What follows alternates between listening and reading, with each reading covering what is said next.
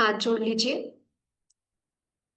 नमो अरिहन्ताणं, नमो सिद्धाणं, नमो आयर्याणं, नमो वज्रायाणं, नमो लोये सवसावरणम्। चलिए, हमारी पहली कक्षा हुई है। आज हमारी दूसरी कक्षा है। पहली कक्षा का हम थोड़ा रिवीजन करते हुए आगे बढ़ेंगे। सबसे पहले हमने क्या पढ़ा था? नमोकार महामंत्र। प्रियंका जी आप सुनाएंगे? आप दोनों मिलके सुनाइए नमोकार महामंत्र। नमो अरिहन्ताणं, नमो सिद्धाणं, नमो आयर्याणं, नमो वज्रायाणं, नमो लोये सवसावरणम्। हम्म, बहुत बढ़िया। चलिए, अब हम कुछ फटाफट क्वेश्चन आंसर्स के रूप में करते हैं। आप अपने माइक ओपन रखिए ताकि आप भी फटाफट आंसर कर पाए, है ना? चलिए, हमारी बात हुई थी नमोकार मंत्र में कितने पद होते हैं। आप लोगों को होमवर्क भी दिया गया था कि आप पद, मात्रा और अक्षर देख कर आइए, है ना? तो उसमें से नमोकार मंत्र में कितने पद होते हैं? 5। बहुत बढ़िया, है ना? कितने पाद होते हैं? 5। तो कौन कौन से बताएंगे प्रियंका जी आप?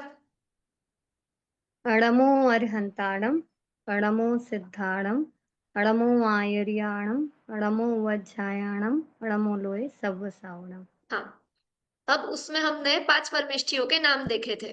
कौन कौन से? अरहंत, अरहंत जी। जी, सिद्ध जी, आचार्य जी, उपाध्याय जी और सर्व साधु जी। ये कौन है? 5 परमेष्ठी है। परमेश्वर। ठीक है। अब उसके बाद हमने देखा था कि इस नमोकार महामंत्र को और अनेक नामों से भी जाना जाता है। वो कौन कौन से नाम थे? तो अनादि निधन मंत्र, मूल मंत्र, महामंत्र और पंचकार मंत्र। पंच नमस्कार मंत्र और अपराजित मंत्र। ठीक है। हाँ। अब उसमें हमने यह भी देखा कि मूल मंत्र कैसे है। तो ओम के अंदर हमने पांचों ही परमेष्ठियों को गर्भित कैसे होते हैं वो देखा था। तो उसको हम शॉर्ट में देखते हुए आगे बढ़ते हैं कि अरहंत का अ, फिर उसके बाद में सिद्ध परमेष्ठि के लिए क्या लिया था? अशरीरी। तो अशरीरी का अ, तो अ प्लस अ क्या होगा? आ। ठीक है। और फिर आचार्य का भी आ, तो आ प्लस आ इक्वल्स टू आ। फिर उपाध्याय का उ, तो आ प्लस उ इक्वल्स टू क्या बन जाएगा? ओ। और फिर साधु परमेष्ठि के लिए क्या लिया है हमने? मुनि, तो उसका म, तो ऐसा ओ म, ये हमारा मूल मंत्र हो रहा था। उसके बाद हमने और क्या देखा था कि ये षटखंडागम ग्रंथ में पहले बार लिपिबद्ध हुआ था मंगलाचरण के रूप में। उसके बाद में इसका भाषा कौन सी थी? प्राकृत भाषा थी। ठीक है। फिर हमने यह भी देखा था कि इसको हम 9 बार ही क्यों जाप में बोलते हैं, 9 बार मन वचन काया से। उसको फिर मल्टीप्लाई करेंगे कृत कारित और अनुमोदना से। ठीक है। फिर हमारा एक प्रश्न हुआ था कि प्रियंका जी आपका ही प्रश्न था कि आर्य छंद में है या गाथा छंद में है। इसको लेकर मैं आपको स्क्रीन शेयर करती हूँ। देखिए, हम आर्य छंद का जो लक्षण है उसको इस पे बैठा के देखते हैं, है ना? कि कैसे होता है या कैसे। देखिए, आपको स्क्रीन दिख रही है क्या? हाँ, हाँ दिख रही है अभी। स्क्रीन दिख रही है आप सभी को? दीदी। देखिए। हाँ, स्क्रीन दिख रही। हाँ जी। देखिए, आर्य छंद का लक्षण लिखा हुआ है सबसे पहले मैंने वहां पर। तो क्या है? यस्या प्रथमे पादे द्वादश मात्रा तथा तृतीयेपि अष्टादश द्वितीये चतुर्थ पंचदश सा आर्या। कि आर्य छंद में क्या होता है कि कोई भी छंद होता है तो उसकी 4 लाइंस होती है। ठीक है। तो हर एक लाइन को एक पाद बोला जाता है, तो ऐसे 4 लाइन को 4 पाद हो जाएंगे। अब उसमें पहले पाद में 12 मात्राएं होनी चाहिए, दूसरे पाद में 18 मात्राएं होनी चाहिए, तीसरे पाद में 12, और चौथे पाद में 15 होने चाहिए। अब ये तो हो हम्म गया आर्या छंद का लक्षण। अब इसको हम नवोकार मंत्र जो हम गाथा छंद में बोलते हैं, उसमें आप देखिए हमारी मात्राएं कैसी है पांचों पादों में, 11, 9, 11, 12, 15। तो इसको हम्म देखकर और ऊपर का लक्षण वो इसमें बैठता है क्या? नहीं कर रहा। नहीं बैठ पाता। तो इसीलिए इससे ये क्लियर है कि आर्या छंद में नहीं है वो। हम्म आर्या छंद जो है वो संस्कृत की भाषा में है, और जो ये नमोकार महामंत्र है वो प्राकृत भाषा का है। तो प्राकृत हम्म भाषा में जो गाथा छंद है वही उपयोग वही है इसमें। ठीक है, देखिए हम जी। इसमें देख लेते हैं। जो पाद अक्षर और मात्राओं की बात हुई थी, हम्म। देखिए आप सभी को दिख रहा है इसमें 5 पाद है। नमो अरहंतानम 1, नमो सिद्धानम 2, नमो आयर्याणम 3, नमो उवज्झायाणम 4 और नमो सव्वसाहुणम 5। पाँच। क्लियरली 5 पाद है, तो हमें हम्म 5 पाद तो क्लियर हो गए। अब उसके बाद में हम अक्षर गिनते हैं, तो अक्षर कितने थे? 35 अक्षर। अच्छा। ठीक है, तो अब कितने? 35 अक्षर कैसे होंगे? देखिए हम गिनते हैं। तो न 1, ठीक हम्म है। नमो और हंताणम में कितने हो जाएंगे? 7। कैसे? चार। न मो ये कितने हो गए? 2। दो। और अरिहंताणम इसमें कितने हैं? 5। तो पहले पद में कितने हो जाएंगे? 7। सात। ठीक है, ऐसे ही नमो सिद्धाणम में 5, नमो आयर्याणम में 7, नमो उवज्झायणम में 7 और नमो सव्वसाहुणम में 9। तो टोटल कितने हो जाएंगे? 35। ठीक है, हम्म और वैसे ही जो मात्राएं है वो भी नमो अरिहंताणम में 11 मात्राएं, नमो सिद्धाणम में 9। ऐसे मिलाकर ये टोटल हो जाएंगी 58, 58 मात्राएं। ठीक है, ठीक। चलिए तो आपका जो डाउट था आर्या छंद को और गाथा छंद को लेकर वो क्लियर हो गया। ठीक है, जी। तो चलिए आज हम अगला चैप्टर हमारा स्टार्ट करेंगे। अगला पार्ट कौन सा है? आप लोगों में से किसी को नमोकार मंत्र में कोई डाउट हो तो आप पूछ लीजिए। देखिए हम अभी थोड़ा स्पीड से नवंबर दिसंबर में हमें बालबोध कंप्लीट करना है पूरा तीनों भाग, तो इसके लिए थोड़ा स्पीड यहाँ से लेंगे। पर ऐसा नहीं है कि आपको अगर कुछ ना समझे तो आप पूछ सकते हैं, है ना। तो अभी जो हमारा नमोकार मंत्र का पाठ हुआ है उसमें से अगर कुछ भी डाउट्स हो तो अभी पूछ लीजिए। जी प्रियंका जी। दीदी, जो मात्राएं आपने बोली उनका भी कैलकुलेशन होता है ना, कि वो जैसे आधा वाह और वाह है, तो वो एक ही काउंट होता है, ऐसा हाँ हाँ, कैलकुलेशन होता है? अच्छा, तो आप उसमें थोड़ा सा। एक्चुअली फिर थोड़ा छंदों के इससे होगा तो वो लघु गुरु हम गिनेंगे उसमें तो होता है ना। तो उसके भी कुछ रूल्स होते हैं कि गुरु कहाँ पर होगा, लघु कहाँ पर होगा। तो एक्चुअली वो स्लाइड में मैं कर नहीं पाई हूँ, वरना मैं करने वाली थी। पर थोड़ा इसके पर कैसा कि आप स्लाइड जब भी करेंगे तो शेयर करेंगे क्या प्लीज? हाँ क्योंकि जरूर जरूर। उसका कैलकुलेशन मैंने पढ़ा हुआ है, मतलब सुना हुआ है इवन, बट अभी थोड़ा सा आप पढ़ाओगे तो और थोड़ा रिमाइंड हो जाएगा वो कि कैसा, क्योंकि पर उसका। ऐसा अभी ऐसा हो जाएगा प्रियंका जी कि वो आपको तो समझ में आएगा, वो चीज आपने पढ़ी हुई है, थोड़ा आपका बैकग्राउंड है इसके लिए। पर बाकी सब लोगों के लिए वो थोड़ा अलग विषय हो जाएगा क्योंकि वो थोड़ा ग्रामर का विषय है। यदि जी। हम वो लेंगे यहाँ पर तो फिर बाकियों को थोड़ा ये हो जाएगा। मैं वो स्लाइड पूरी करके ग्रुप में शेयर कर दूंगी, तो ठीक। उससे आपको फिर वो क्लियर हो जाएगा। आपने पढ़ा हुआ है तो वो देखोगे आप तो आपको समझ में आ जाएगा, है ना। चलिए, तो फिर हम बढ़ते हैं हमारी अगला जो पाठ है चार मंगल उसकी तरफ। आप में से किस किस को पहले तो पता है कि चार मंगल कौन से होते हैं? चत्तारी मंगलम पाठ, हम इसे ऐसा भी बोलते हैं, चार मंगल ना कहते हुए हम चत्तारी मंगलम पाठ ऐसा भी बोल देते हैं, है ना। तो चत्तारी मंगलम पाठ मंदिर में देव दर्शन की विधि में ही हम ये सीखते हैं कि पहले नमोकार मंत्र बोलना चाहिए, फिर चत्तारी मंगलम पाठ बोलना चाहिए मंदिर में जाके। तो आप में से किस किस को याद है पहले तो चत्तारी मंगलम पाठ, चार मंगल किस किस को याद है? जी प्रियंका जी, और किसी को? चंदन जी आपको याद है? नहीं मैडम, मुझे नहीं।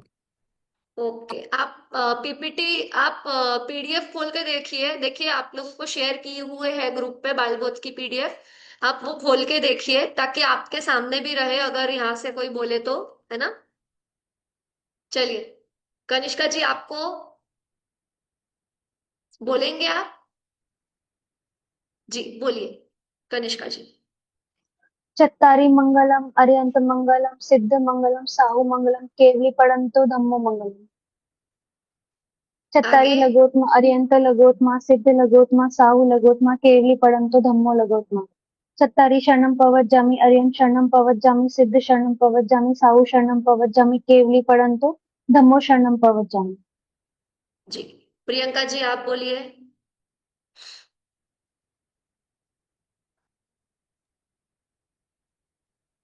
अर्हंता मंगलम सिद्धा मंगलम साहू मंगलम केवलीपणतो धम्मो मंगलम।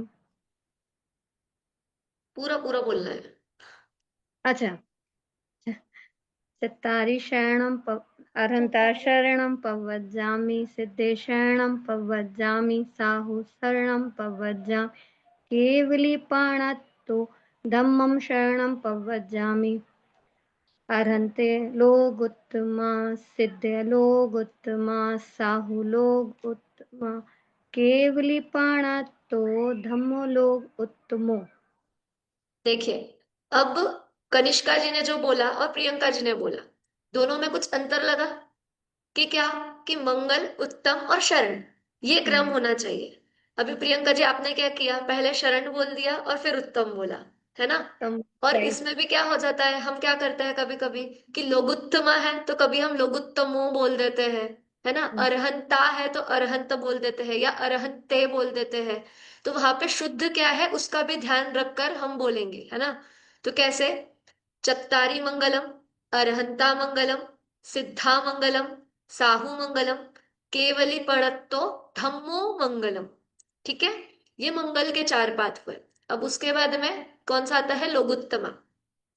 चत्तारी लोगुत्तमा, अरहंता लोगुत्तमा, सिद्धा लोगुत्तमा, साहू लोगुत्तमा, केवली पणत्तो धम्मो लोगुत्तमो। देखिए, तीन में तो लोगुत्तमा हमने बोला, अब लास्ट में क्या आया, केवली पणत्तो धम्मो लोगुत्तमो। ठीक है। अब आगे, चत्तारी शरणम पवज्जामि, यहाँ पे श नहीं है, स है ना। जो हम स सड़क वाला कहते हैं वो स है। ठीक है। तो चत्तारी शरणम पवज्जामि, अरहंते, देखिए यहाँ पे अरहंता नहीं है, अभी ऊपर क्या था, अरहंता मंगलम अरहंता लोगुत्तमा, बट यहाँ पे क्या है, अरहंते शरणम पवज्जामि, सिद्धे शरणम पवज्जामि, साहू शरणम पवज्जामि, केवली पणत्तम धम्मम शरणम पवज्जामि। ठीक है। अब इसका हम एक एक का अर्थ देखते हैं पहले। ठीक। अब चत्तारी मंगलम, क्या, कि चार मंगल है। चत्तारी मतलब चार, तो चार मंगल है। कौन कौन से मंगल है, तो जो परमेष्ठी हमने भी पढ़े हैं ना, उन्हीं को यहाँ पर लेना है, कि वही मंगल है और वही उत्तम है और वही शरण है। ठीक है। जो पांच परमेष्ठी है वही हमारे लिए मंगल है, वही हमारे लिए उत्तम है और वही हमारे लिए क्या है, शरण है। तो कैसे, अब यहाँ पे देखिए क्या कह दिया, चार उत्तम है, चार मंगल है, चार शरण है, पर परमेष्ठी कितने हैं, कनिष्का जी, परमेष्ठी कितने हैं। पांच। हाँ, परमेष्ठी तो पांच है और यहाँ पे मंगल कितने कह रहे हैं, उत्तम कितना बोला, चार। तो किसी एक को छोड़ दिया क्या, कुछ लग रहा हम्म। है ना। देखिए, हम तो पांच परमेष्ठी बोल रहे हैं और मंगल फिर चार ही कह रहे हैं, ऐसे कैसे। तो देखो, हम देखते हैं इसमें क्या बड़ा है क्या घटा है, कैसे इंक्लूड किया है वो जानना भी जरूरी है। तो सबसे पहले क्या लिया, अरहंता मंगलम, इसमें कौन आ गए, अरहंत परमेष्ठी। सिद्धा मंगलम, कौन आ गए, सिद्ध परमेष्ठी। फिर क्या है, साहू मंगलम। अब यहाँ साहू में हमें क्या करना है, आचार्य उपाध्याय साधु, तीनों को ही लेना है। तो हो गए हमारे पांचों परमेष्ठी। ठीक है। अब फिर आगे एक और टर्म दिख रहा है, कि क्या, केवली पणत्तो मो मंगलम, कि क्या, कि भगवान द्वारा प्रणीत जो धर्म है वो भी क्या है, मंगल है। ठीक है। तो पांचों परमेष्ठी भी मंगल है और जो केवली भगवान द्वारा बताया हुआ धर्म है वो भी मंगल है। अब ऐसे ही उत्तम में, लोग उत्तमा अर्थात क्या, वहां पे उत्तम, तो उत्तम में भी क्या आएगा, कि चार उत्तम है, कौन कौन, तो अरहंत, फिर कौन, साधु, तो अब साधु में कौन कौन आ जाएंगे, फिर से वही है कि आचार्य उपाध्याय साधु तीनों की एक में ही है। और केवली पढ़ंतो धम्मो लोगुत्तमा, कि जो केवली द्वारा बताया हुआ धर्म है वही उत्तम है। सेम एज शरण में होगा कि चत्तारी शरणम पपवज्जामि, कि चार शरण है। कौन कौन से है, तो अरहंत भगवान शरण है, सिद्ध भगवान शरण है, फिर साधु में आचार्य उपाध्याय साधु शरण है, और क्या कि केवली भगवान द्वारा बताया गया वीतराग धर्म शरण है। अब बात आती है कि आखिर आप ये जो चार चार बता रहे हो कि चार मंगल है, चार उत्तम है, चार शरण है, अब हम इसमें जो टर्म आ रहा है अरहंत सिद्ध साधु, ये तो हमें पता है, पर ये मंगल क्या है, उत्तम क्या है, शरण क्या है, प्रश्न होंगे कि नहीं होंगे दिमाग में। देखिए बाल बोध में उसी में आगे पाठ में आपको इन सभी की परिभाषा भी दी हुई है कि मंगल किसे कहते हैं। देखिए एक काम करती हूँ, मैं आपको एक पीपीटी शेयर करती हूँ, उससे आपको और अच्छे से समझ में आएगा।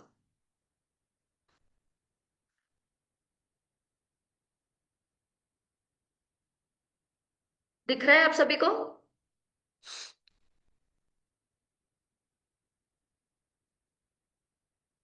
देखिए,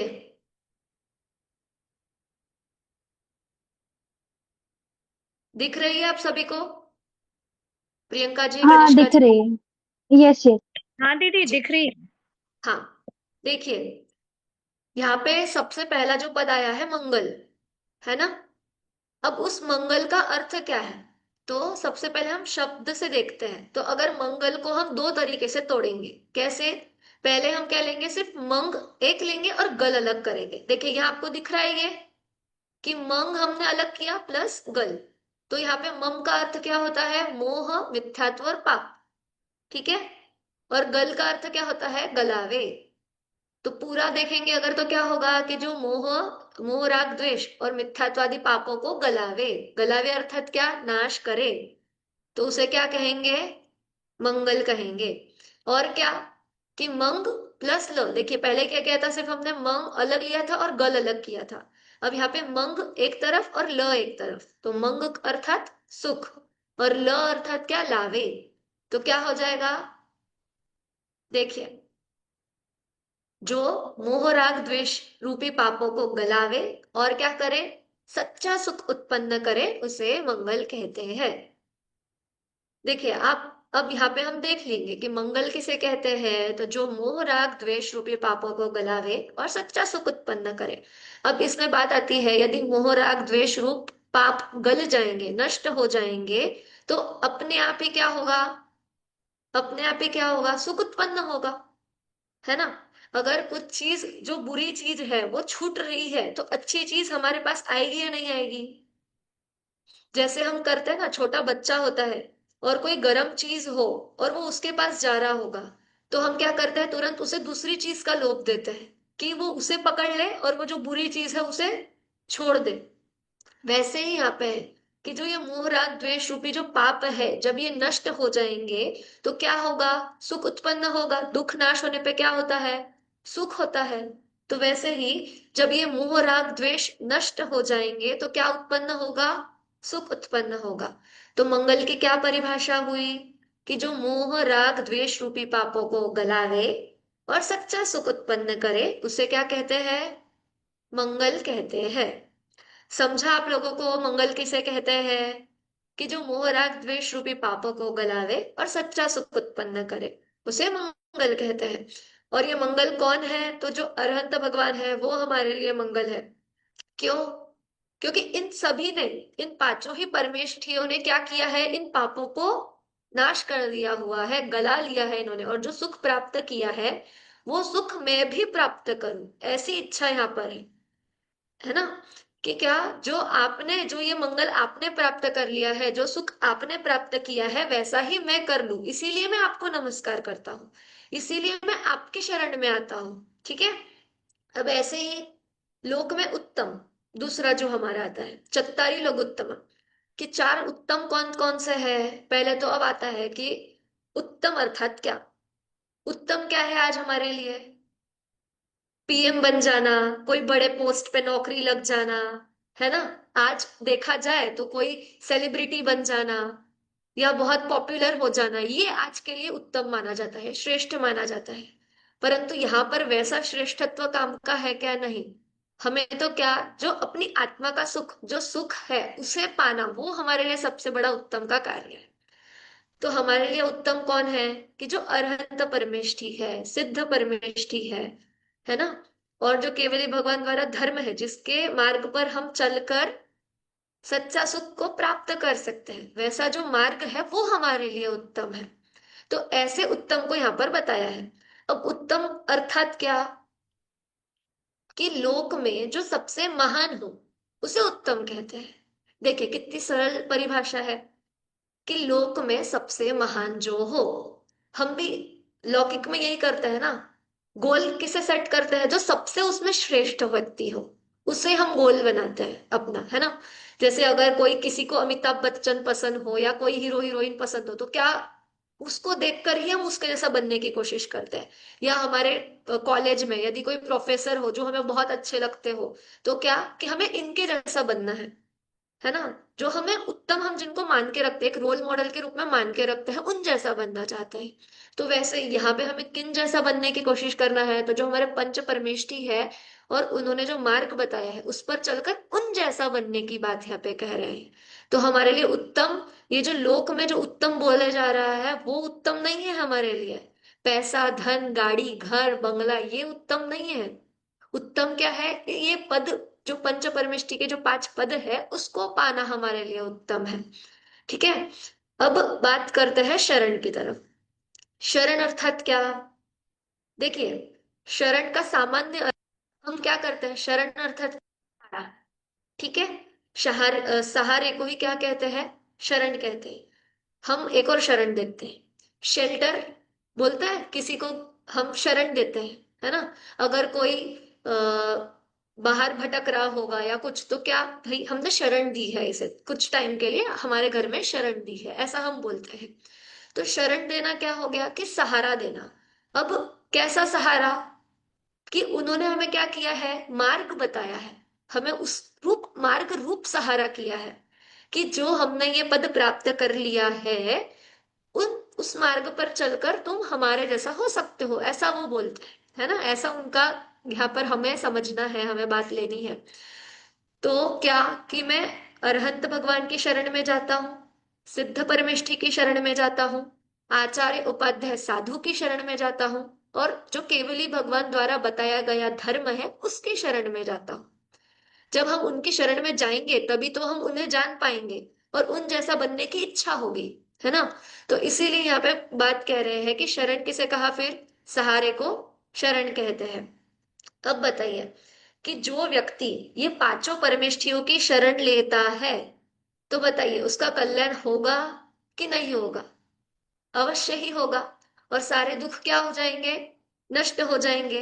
क्यों? क्योंकि हमारे जो रोल मॉडल, हमने जिन्हें रोल मॉडल के रूप में रखा है, वही कैसे है? परम सुखी है।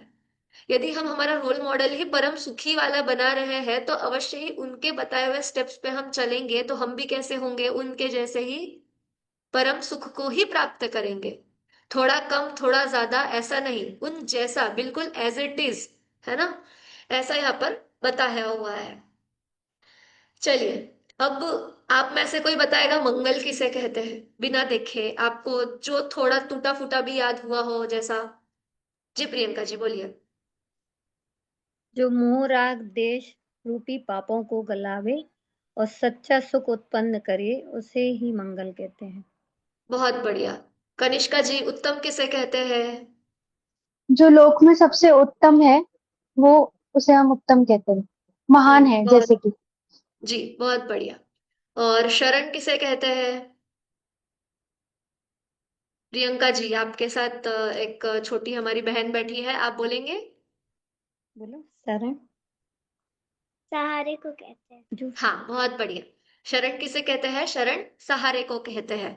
देखिए, इस पाठ में केवल हमें यही जानने वाली बात है कि क्या, कि जो ये 5 परमेष्ठी है और जो इनके द्वारा बताया हुआ मार्ग है वो कैसा है? वही हमारे लिए मंगल है, उत्तम है और शरण है। और यदि हम इनकी शरण में जाएंगे तो अवश्य ही हमारा कल्याण होगा और हम सच्चे सुख को प्राप्त करेंगे। केवल इतना ही इस पाठ में यहाँ पर हमें बताया हुआ है। तो आज ये पाठ तो हमारा यहीं समाप्त हुआ। इसमें से आपको कुछ डाउट? जी प्रियंका जी।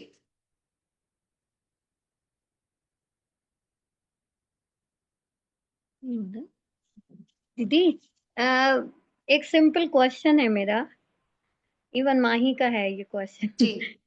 ये परमेष्ठी 5 ही क्यों होते हैं? अच्छा, बहुत बढ़िया। देखिए, होना चाहिए ये क्वेश्चन कि परमेष्ठी 5 ही क्यों होते हैं। देखिए, परमेष्ठी 5 नहीं, यहाँ पे परमेष्ठी तो बाद में, पर है तो क्या है, पद है, एक्चुअली पद रखे हैं ना। अब हम्म। पद को हम जब बांटेंगे तो पहला अरहंत पद रख लिया, तो उसमें सारे ही अरहंत आ गए। ऐसा तो कोई है नहीं कि एक ही अरहंत है। ऐसे ही सिद्ध में आचार्य, उपाध्याय और साधु। अब इनके अलावा आप बताइए, दो हमने भगवान का ग्रुप कर लिया, ठीक है, दो देव है और तीन गुरु है। अब इसके अलावा और कोई कैटेगरी ही नहीं है। ठीक है, अब उन गुरु में भी जो श्रेष्ठ है वो आचार्य, फिर जो पठन पाठन का कार्य करे वो उपाध्याय, और जो संघ में पढ़ने का मतलब पढ़ने का कार्य करे वो साधु। ठीक है।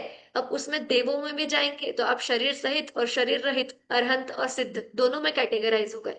तो ये 5 पद लिए हैं, और जो इन परम पद में स्थित होंगे वो परमेष्ठी कहलाएंगे।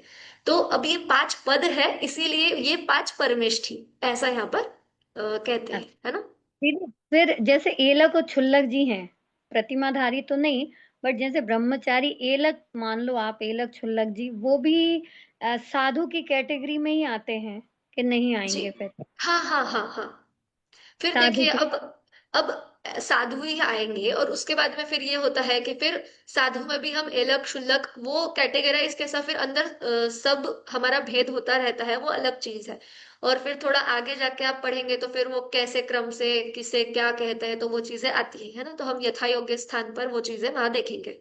ठीक है। थैंक यू ठीक है। दीदी। अभी और कोई डाउट कनिष्का जी आपको? सभी को यस। क्लियर है? यस यस, क्लियर है।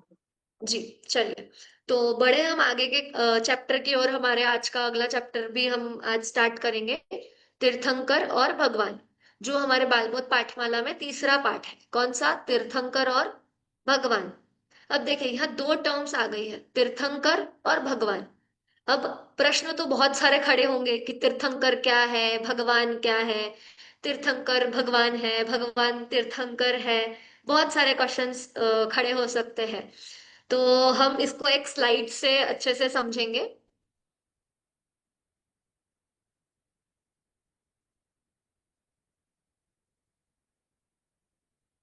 देखिए, आपको शेयर हो रही है क्या? यस, हो रही है। एक मिनट, एक सेकेंड बस। एक्चुअली मैंने क्लोज कर दिया उसको।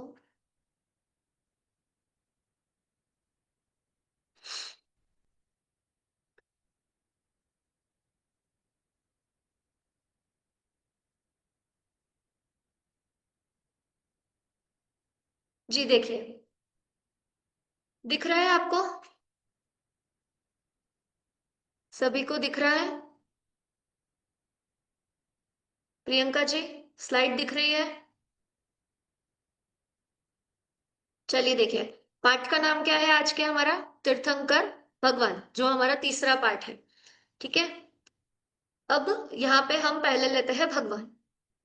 भगवान किसे कहते हैं? तो यहाँ पे दो टर्म्स आपको यहाँ पे दिख रहे हैं कि क्या, वीतराग और सर्वज्ञ।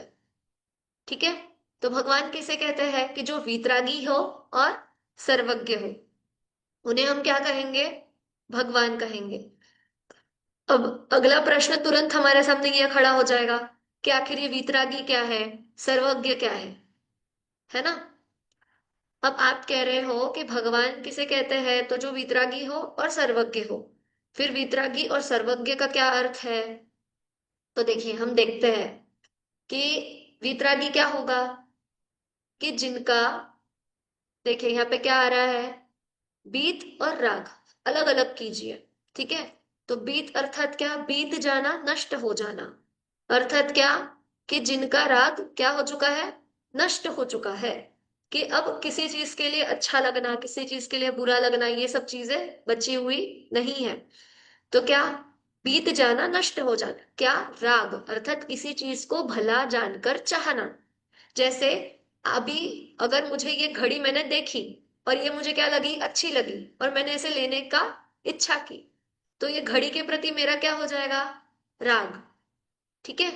तो ऐसे ही यहाँ पे क्या हो जाएगा कि बीत जाना, नष्ट हो जाना, क्या नष्ट हो जाना, राग। तो किसी को भला जाना, राग किसे कहते हैं, किसी को भला जानकर चाहने को राग कहते हैं। ठीक है। तो ऐसे जो वीतरागी है वो कौन है, भगवान। और दूसरा टर्म क्या देखा था, सर्वज्ञ। तो सर्वज्ञ अर्थात क्या, सर्व और ज्ञ। सर्व अर्थात संपूर्ण, सब कुछ। अब सब कुछ अर्थात क्या, सब कुछ में हम तीनों लोक लेंगे। ठीक है, जो तीन लोक है, ऊर्ध्व मध्य अधो, तो तीनों लोकों को जो जानते हैं। ज्ञ अर्थात क्या, जानना। तो क्या हो जाएगा कि जो संपूर्ण लोकों को जानते हैं।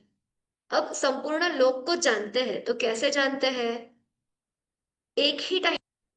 देखिए, सर्वज्ञ कितना बड़ा टर्म है, एक इतना सा शब्द है, पर उसमें कितनी बातें छुपी कि तीनों लोग को जानते हैं। और कैसे जानते हैं, एक टाइम पे जानते हैं।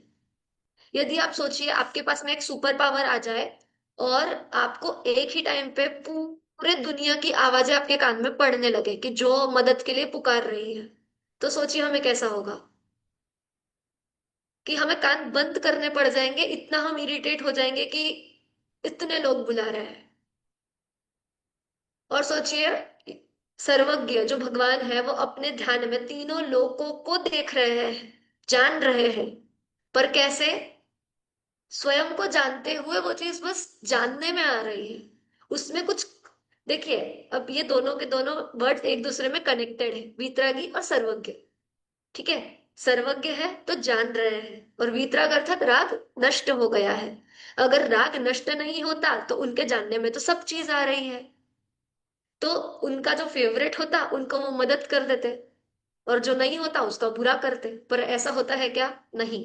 भगवान किसी का कुछ करते धरते नहीं है, वो सिर्फ अपने आप को जानते हैं, और ये बाकी का सब उनके ज्ञान में जानने में आता है। ठीक है। अब उसमें हम क्या, हम यदि हमारा होता, हम अपना एग्जाम्पल ले तो हम क्या करते हैं कि अगर कोई चीज, हमारा कोई फेवरेट इंसान हो तो हम उसकी थोड़ी मदद कर देंगे, और जिसको नहीं पसंद उसको क्या करते हैं कि तुम तुम्हारा करो, हम उसकी मदद नहीं करते। परंतु भगवान का ऐसा है क्या, नहीं। उनके जानने में सब आ रहा है, अच्छा भी जानने में आ रहा है, बुरा भी जानने में आ रहा है। पर क्या, राग बीत जाने के कारण वो किसी का अच्छा करना या बुरा करना, ऐसा उनका स्वभाव ही नहीं है। ऐसा उनको लेश मात्र भी ध्यान या कुछ उनके तरफ ऐसा कुछ होता ही नहीं है, है ना। वो सिर्फ क्या है, अपने आप को जानने में मस्त है। ठीक है, समझे आपको वीतरागी और सर्वज्ञ। कि वीतरागी अर्थात क्या, कि जिसका राग बीत गया हो, कि जिसको कुछ भी अच्छा या बुरा लगता नहीं है, ऐसे वीतरागी। और सर्वज्ञ अर्थात क्या, कि जिनके ज्ञान में सभी, ऐसा भी नहीं है, देखिए, सभी एक साथ एक समय में आ रहे हैं ध्यान में। और वो भी क्या, living thing, non living thing, सब कुछ। ऐसा नहीं कि सिर्फ सजीव सजीव ही आ रहे हैं, या निर्जीव जो अजीब वस्तुएं हैं वही आ रही है। सब कुछ, सब कुछ एक साथ जिनके ज्ञान में झलक रहा हो, ऐसे सर्वज्ञ। तो जो वीतरागी और सर्वज्ञ हो वे कौन है, भगवान है।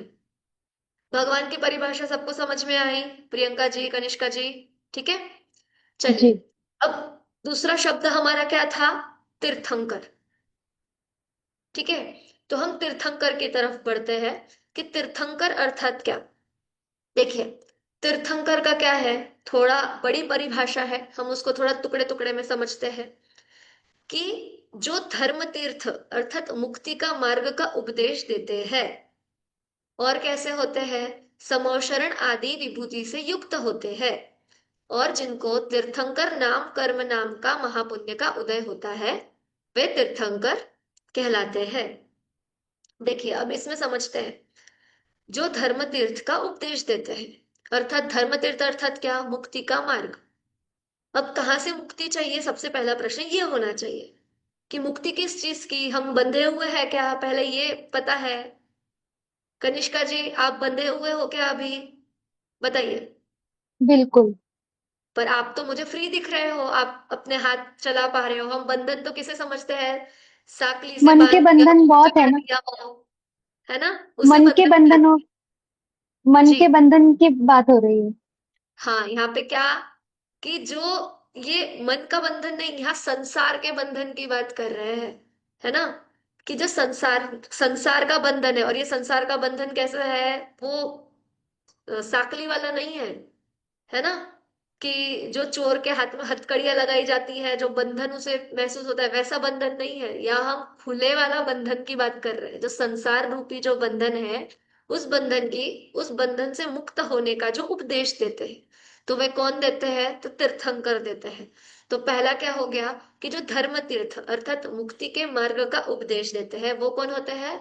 तीर्थंकर होते हैं। दूसरा क्या? समोशरण आदि विभूति से युक्त होते हैं, कि जो तीर्थंकर होते हैं उनका क्या लगता है? समोशरण लगता है। और समोशरण में क्या होता है? दिव्य ध्वनि खिलती है। ठीक है। तो अब उस समोशरण आदि विभूति से युक्त कौन होते हैं? तीर्थंकर। ठीक। अब आगे भी इसके जब हम अंतर देखेंगे कि भगवान और तीर्थंकर में क्या अंतर है, तब हम इस पे आगे और चर्चा करेंगे। उसके बाद में तीसरा पॉइंट क्या है कि जिनको तीर्थंकर नाम कर्म नाम का महापुण्य का उदय होता है। ये सबसे मेन बात है कि क्या, कि जिनको तीर्थंकर नाम कर्म नाम का उदय हो। कैसा हो? भी महापुण्य का उदय। क्योंकि हर किसी को तो मिलता नहीं है। एक काल में केवल 24 तीर्थंकर ही होते हैं, है ना, मतलब 24 लोगों को ही सिर्फ ये तीर्थंकर नाम कर्म नाम का महापुण्य का उदय प्राप्त होता है एक काल में। सोचिए, मतलब कितना महापुण्य का उदय होगा। वैसे ही हमें भी मनुष्य नाम कर्म नाम का उदय है, इसीलिए हम मनुष्य है। ऐसे ही जो त्रियंच आदि है, देव है, नारकी है, इन सबको भी क्या है? उस गति का कर्म बंधा है, इसीलिए वो उस गति में है। ऐसे ही यहाँ पे क्या, तीर्थंकर नाम कर्म का नाम एक कर्म है। आपको आएगा आगे पाठ की 8 कर्म है, उसी में से एक कर्म कौन सा है? नाम कर्म। तो उस नाम कर्म में भी क्या, कि जिनको तीर्थंकर नाम कर्म का महापुण्य का उदय मिला है, उन्हें तीर्थंकर कहते हैं। अब ये परिभाषा याद हुई किसी को? अभी एक बार पढ़कर हम इसे और 2-3 बार पढ़ेंगे तो वो याद होनी चाहिए। देखिए, आप जो भी हम पढ़ रहे हैं उसे कंठस्थ करते चलिए, ताकि आपको आगे परीक्षाओं में और सरल जाए, या फिर हम आगे इससे थोड़ा अधिक और अंदर डीप में पढ़ते जाएंगे, तब आपको ये सब टर्म्स याद रहने चाहिए। वरना वहां पे ऐसा ना हो कि हमारा जो ये बेसिक है वो हमें याद ही ना रहे, है ना। इसीलिए ये याद रखते चलिए। देखिए, तीर्थंकर किसे कहते हैं? कि जो धर्म तीर्थ का उपदेश देते हैं, समव शरण आदि विभूति से युक्त होते हैं, और जिनको तीर्थंकर नाम कर्म नाम का महापुण्य का उदय होता है, वो क्या कहलाते हैं? तीर्थंकर कहलाते हैं। प्रियंका जी, आप बोलेंगे? जी बोलिए।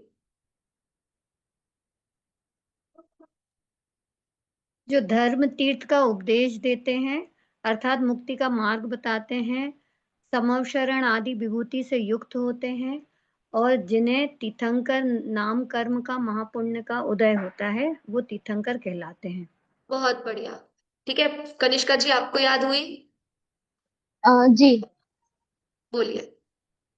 जो धर्म तीर्थ यानी कि मुक्ति के मार्ग का उपदेश देते हैं और समवशरण आदि विभूति के युक्त होते हैं, और जिनको तीर्थंकर नाम कर्म का महापुण्य का उदय होता है, और एक काल में 24 तीर्थंकर ही होते हैं। बहुत बढ़िया। देखिए, ये भी एक बात है कि एक काल में 24 ही होंगे, 25वें तीर्थंकर होते नहीं हैं। ठीक है। दीदी, जी प्रियंका जी। 24 24 24 ही क्यों होते हैं तीर्थंकर? ये नियम है। अब ऐसा देखा जाए तो 2+2 कितना होता है?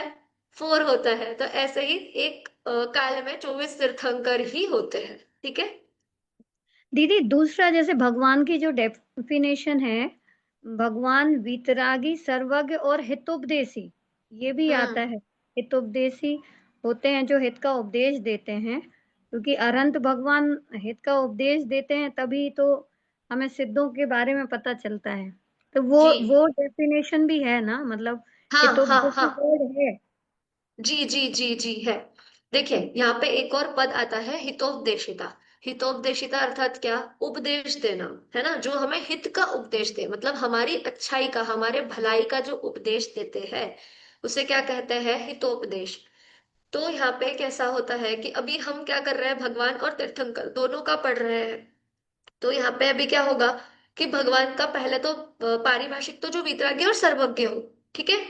उसके बाद में हम हितोपदेशिता भी कहते हैं। पर अब हितोपदेशिता में होता ये है कि जहां तक हम देखें तो प्रत्येक भगवान का समोपशरण नहीं लगता, ठीक है। तो वहां पे फिर हम कैटेगराइज करेंगे कि जो तीर्थंकर होते हैं उनका समोपशरण लगता है, तो उनके द्वारा हमें हितोपदेश प्राप्त होता है। कहीं कहीं पर तीर्थंकर के लिए भी एक परिभाषा आती है कि जो वीतरागी, सर्वज्ञ और हितोपदेशी हो, ऐसा भी कहा जाता है ना। अगर हम तीर्थंकर की परिभाषा देखें तो यहाँ पर हमने अभी ये बड़ी वाली देखी। कोई कोई कहाँ कहाँ हम ये भी सुनते हैं कि जो वीतरागी, सर्वज्ञ और हितोपदेशी हो, तो भगवान और तीर्थंकर में वो एक हितोपदेशिता वाला एक अंतर कहा जाता है ना। चलिए, उसके बाद और एक चीज कि तीर्थंकर ये शब्द है। अब यहाँ पे तीर्थ शब्द आपको दिखेगा कि रेड, इसमें मैंने लिखा है कलर में। इसका अर्थ क्या है? कि जिससे तिरा जाए, या जो तिरे, दुखों से तिराए। अब क्या, कौन से दुखों से तिरना है? तो हमने अभी ऊपर देखा कि जो संसार रूपी जो दुख हमें हो रहा है, कैसा संसार रूपी दुख? तो जन्म मरण का दुख, है ना। जो ये मोह राग द्वेष हमने किया है उसका दुख, इन सब दुखों से तिराए। वो क्या कहलाता है? तीर्थ कहलाता है। और कैसा वो तीर्थ, वो तीर्थंकर कैसे है? कि जो स्वयं दुखों से तिरे हैं, ये जो दुख है उससे वो तिर चुके हैं, अर्थात पार हो चुके हैं। और तीर्थंकर दुखों से तिरा कर धर्म सुख में धरते हैं। अब क्या, कि जो ये तीर्थंकर है वो क्या करते हैं? हमें भी उनके जैसा इस दुखों से तिरा कर सुख में धरते हैं, अर्थात सुख में रखते हैं, है ना। तो क्या, कि सुख उत्पन्न करते हैं। ऐसा यहाँ पर तीर्थ शब्द से भी हम समझते हैं कि क्या, कि जो तीर्थंकर है, जो स्वयं तिरे हुए हैं, उन दुखों से हमें भी वो तिराए और सुख में धर दे, ऐसे तीर्थंकर होते हैं। विपिन जी, आपको समझा? हाँ जय जिनेंद्र, वो यहाँ पर जय टाइम जिनेन्द्र। चेंज हो गया है यूएस में, तो वो इसीलिए थोड़ा आज डिस्टर्ब हो गया। हाँ समझ में आया मेरे को। कोई प्रॉब्लम नहीं है। आप अभी तीर्थंकर की परिभाषा से ज्वाइन हुए हैं, कि आपने भगवान की परिभाषा भी सुनी थी? नहीं, तीर्थंकर की परिभाषा से ज्वाइन ओके, किया है। तो हम एक काम करते हैं, थोड़ा सा भगवान की परिभाषा एक बार फिर से देखते हैं। देखिए, भगवान, भगवान को हमने दो शब्दों से बांटा, मतलब दो शब्दों से उनकी परिभाषा की। एक तो भगवान क्या होते हैं? वितरागी होते हैं, और एक सर्वज्ञ होते हैं, ठीक है। अब यहाँ पर आप देखिए, वितरागी क्या और सर्वज्ञ क्या। देखिए, वीत और राग दो शब्द हैं, कि जिनका राग अर्थात क्या, कि किसी चीज को भला जानना, मतलब अच्छा कहना, है ना। तो अच्छा जानकर उसको चाहने की इच्छा करना, कि ये चीज मुझे मिल जाए। जैसे हम मार्केट जाते हैं तो कुछ चीज हमें पसंद आती है, तो हम क्या सोचते हैं कि मैं इसे खरीद लूं। तो वो क्या हो गया? उस वस्तु के प्रति राग। तो उस वस्तु के प्रति राग को क्या हो जाना? नष्ट हो जाना। जिनका वो राग नष्ट हो चुका है, ऐसे वितरागी। और सर्वज्ञ अर्थात क्या, कि जो तीनों लोगों को जान रहे हैं, ठीक है, उसका तीनों लोगों का ज्ञान जिन्हें हो रहा है, वे सर्वज्ञ। तो ऐसे जो वीतरागी और सर्वज्ञ है, वे कौन है? भगवान है, ठीक है। विपिन जी, समझा आपको? हाँ समझ में आया। जी, चलिए। तीर्थंकर का भी हमने देखा कि जो धर्म तीर्थ का उपदेश देते हैं, समोशरण आदि विभूति से युक्त होते हैं, जिनको तीर्थंकर नाम कर्म महापुण्य का उदय होता है, वे तीर्थंकर होते हैं। और क्या, कि तीर्थ क्या है? कि जो तिराए, दुखों से तिराए। तो हमें तिराने वाले कौन है? तीर्थंकर है। कि कैसे तीर्थंकर? स्वयं इन दुखों से तिर चुके, जो संसार रूपी दुखों से तिर चुके हैं और सुख को प्राप्त कर लिया है, तो वो क्या करे? कि हमें भी तिराए और सच्चे सुख में धर दे, ऐसे तीर्थंकर। और अब आगे देखिए। देखिए, ये थोड़ा समझने वाली बात है अब यहाँ पर, कि तीर्थंकर तो भगवान होते ही है, देखिए हमने तीर्थंकर की कितनी गिनती देखी, 24। ठीक है, अब यहाँ पे हम संख्या की बात करते हैं कि तीर्थंकर कितने होते हैं, 24 होते हैं। भगवान कितने होते हैं, अनंत होते हैं। ठीक है, तीर्थंकर 24 होते हैं और भगवान अनंत होते हैं। तो अब यहाँ पे क्या कह रहे हैं, तीर्थंकर तो भगवान होते ही है, मतलब जो भगवान हम अनंत कह रहे हैं उसमें वो 24 तीर्थंकर भी गर्भित है। ऐसा नहीं है कि भगवान अनंत है तो उसमें वो 24 की काउंटिंग नहीं है, ऐसा नहीं है। वो 24 की काउंटिंग भी उनमें है। ठीक है, तो इसलिए यहाँ पे कहा जा रहा है कि तीर्थंकर तो भगवान होते ही है, पर साथ ही जो तीर्थंकर न हो, ठीक है, जिन्हें तीर्थंकर नाम कर्म का उदय प्राप्त न हो, ठीक है, पर वितरागी और पूर्ण ज्ञानी हो, तो वे भी अरहंत और सिद्ध भगवान कहलाते हैं। ठीक है, वे अरहंत और सिद्ध भी भगवान हैं। देखिए यहाँ पे क्या बात हो गई कि जो नाम कर्म नाम का उदय प्राप्त था ना, वो जिन्हें नहीं हो, तो बाकी के जो अनंत भगवान है वो भी अनंत और सिद्ध भगवान तो है ही, ऐसी यहाँ पे बात की है। मुख्य बात क्या है कि जो 24 तीर्थंकर है वो भगवान है, परंतु जो सारे संपूर्ण जो अनंत भगवान है वे तीर्थंकर नहीं है। समझा? देखिए थोड़ा घुमावदार है यहाँ पर बात, कि हम कहते हैं कि तीर्थंकर भगवान है पर सारे भगवान तीर्थंकर नहीं है। समझा विपिन जी, प्रियंका जी? हाँ समझ में क्या? आया। जी दीदी समझ गए। जी, चलिए देखिए, और हम आगे बढ़े तो सबसे एक मुख्य बात कि भगवान जन्मते नहीं है, भगवान क्या होता है, बनते हैं। ठीक है, तो कैसे कि बाय बर्थ ही कोई भगवान नहीं जन्मते। ठीक है, जन्मता तो बालक ही है। ठीक है, और बाद में उनको जैसे जैसे वो प्राप्त होते जाती है वैसे वैसे वो भगवान बनते हैं। ठीक है, अब हम क्या कह देते हैं, अक्सर क्या कह देते हैं, भगवान आदिनाथ का जन्म हुआ, परंतु जन्म किसका हुआ है, बालक आदिनाथ का जन्म हुआ है। बालक वर्धमान का जन्म हुआ है, भगवान महावीर का जन्म नहीं हुआ है। वर्धमान का जन्म हुआ है, बालक वर्धमान का जन्म होता है, बालक आदिनाथ का जन्म होता है। भगवान वे बनते हैं। ठीक है, अब उसके बाद में और देखिए यहाँ पे क्या है, गुण और शक्ति की अपेक्षा तीर्थंकरों में कोई अंतर नहीं है। अब यहाँ पे हम बात करें यदि कि कोई होता है ना कि हम क्लास में 50-60 बच्चे हो तो कोई वीक होता है, कोई ज्यादा मेमोरी स्ट्रांग होती है किसी की। तो यहाँ पे कैसा है कि जो ये 24 है उनमें कहीं पे भी किसी का गुण में या शक्ति में कोई कम ज्यादा नहीं है। सब कैसे है, बिल्कुल समान रूप से गुण और शक्ति वाले हैं। ठीक है, अब मुख्य बात आती है नामों के तरफ, हम बढ़ते हैं थोड़ा कि हमने देखा कि गिनती कितनी है तीर्थंकरों की, 24। अब उन 24 के नामों का एक छंद प्रसिद्ध है। वो छंद कौन सा है, तो यहाँ पर मैंने लिखा हुआ है, प्लस नाम के सामने एक नंबर दिया हुआ है कि तीर्थंकरों की हम काउंटिंग कैसे करेंगे उसमें। देखिए मैं यहाँ से बोलती हूँ, आप में से भी फिर बाद में जो पढ़ना चाहे या जिसको याद हो आप बोल सकते हैं। ठीक है, देखिए ऐसे कैसे पढ़ेंगे कैसे हम, वृषभ अजित संभव अभिनंदन सुमति पद्म सुपाश जिन राय, चंद्र पहुप शीतल श्रेयांस जिन वास पूज पूजित सुर लाय। ठीक है, देखिए इतने 4 लाइन जो हमने पढ़ी इसमें कितने तीर्थंकरों का हमने नाम ले लिया, 12। ठीक है, तो ये क्या है, एक ट्रिक है कि 24 तीर्थंकरों के नाम हम गाकर जल्दी याद कर पाते हैं। हम अगर कोई पैराग्राफ दे दे या 4 लाइन दे दे तो हमें गुनगुनाते हुए क्या जल्दी याद हो जाता है, गाना जल्दी याद हो जाता है।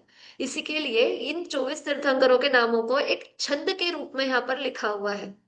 क्या छंद है, ऋषभ अजित संभव अभिनंदन सुमति पद्म सुपाश जिन राय, चंद्र पहुप शीतल श्रेयांस जिन वास पूज पूजित सुर लाय, विमल अनंत धर्म जस उज्ज्वल शांति कुंथु अर मल्ली मनाय, मुनि सुव्रत नमिनी पार्श्व प्रभु वर्धमान पद पुष्प चढ़ाए शीश नमाय, अलग अलग यहाँ पर पाठ भेद आता है ना। हम शीश चढ़ाए बोल सकते हैं, पुष्प चढ़ाए ऐसा भी लिखा हुआ आता है ना। तो चलिए, अब आप में से कौन पढ़ेगा? प्रियंका जी पढ़िए। ऋषभ अजित संभव अभिनंदन सुमत परम प्रभ सुपार्श जिन राय चंद्र पहुप शीतल श्रेयांस जिन वासु पूज्य पूजित सुर लाय विमल अनंत धर्म जस उज्जवल शांति कुंठ अर मल्ली मनाय मुनि सोव्रत नमि नेमि पार्श प्रभु वर्धमान पद पुष्प चढ़ाए। बहुत बढ़िया। विपिन जी आप पढ़ेंगे?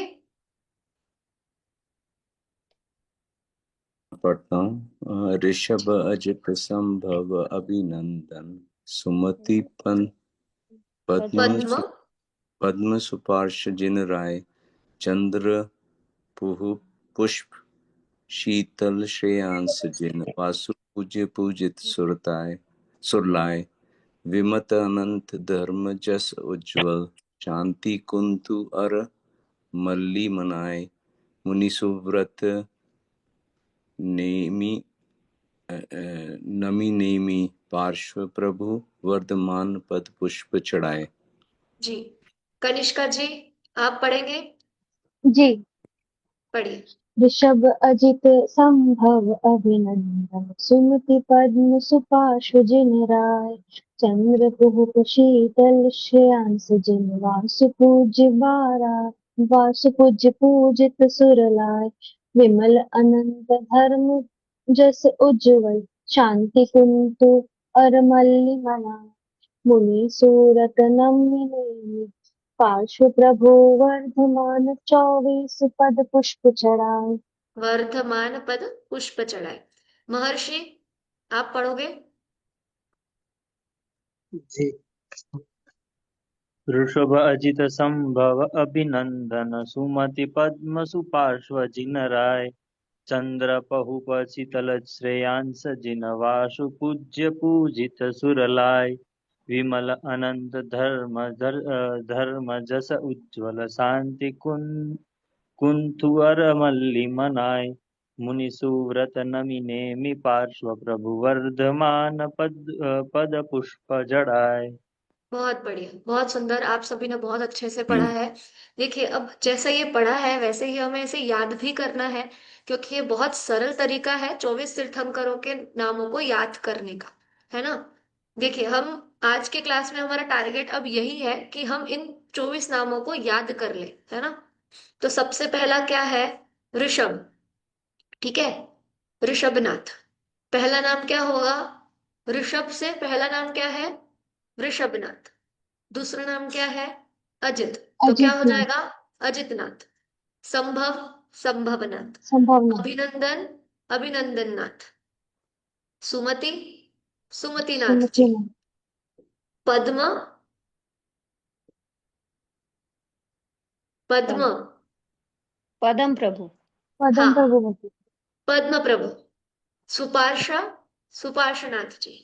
ठीक है। जिनराय ये छंद पूर्ति के लिए यहाँ पर पद है। ठीक है, अब आठवां क्या आएगा? चंद्रप्रभ। ठीक है। फिर पुहुप, यहाँ पर ऐसा लिखा हुआ है तो यहाँ पे क्या आएगा? पुष्पदंत। ठीक है। नौवे तीर्थंकर का नाम क्या है? पुष्पदंत जी। ठीक है। 10वें शीतलनाथ जी। 11वें श्रेयांसनाथ जी। 12वें वासुपूज्य जी। 13वें विमलनाथ जी। 14वें अनंतनाथ जी। 15 धर्मनाथ जी। फिर 16 इधर शांतिनाथ जी। 17वां कुंथुनाथ जी। 18वां अरहनाथ जी। 19वां मल्लीनाथ जी। 20वां मुनि सुव्रत। 21वां नमीनाथ जी। 22वां नेमीनाथ जी। 23वां पार्श्वनाथ जी और 24वां वर्धमान जी। ठीक है। देखिए, अब यहाँ पर आपको अगली स्लाइड में हम देखते हैं, जैसे आपको यहाँ पे दो टेबल्स दिखेंगे। क्या है दोनों टेबल्स में? तीर्थंकरों के एक तरफ नाम लिखे हुए हैं और एक तरफ उनके चिन्ह है। तो अब बात ये आ गई कि ये चिन्ह क्या चीज है, चिन्ह क्यों है। तो देखिए, जब हम मंदिर में जाते हैं, आप सभी ने प्रतिमा जी देखी है, भगवान भगवान को देखा है मंदिर में जाकर, तो एक नीचे पैरों के नीचे आपको एक चिन्ह दिखेगा, ठीक है। तो वो चिन्ह क्या चीज है, वो इन्हीं में से एक कोई चिन्ह होता है। तो वो चिन्ह क्या बताता है कि वो क्या है, आदिनाथ भगवान है, अजितनाथ भगवान है। उन तीर्थंकर को एक चिन्ह से हमने बताया हुआ है, ठीक है। तो अब यहाँ पर देखिए, आपको 24 नाम तो याद करने ही है, साथ में उनके चिन्ह भी याद करने हैं कि कौन से भगवान का कौन सा चिन्ह है, जिससे हम मंदिर में यदि गए तो हम पहचान सके कि ये कौन से भगवान की प्रतिमा है ना।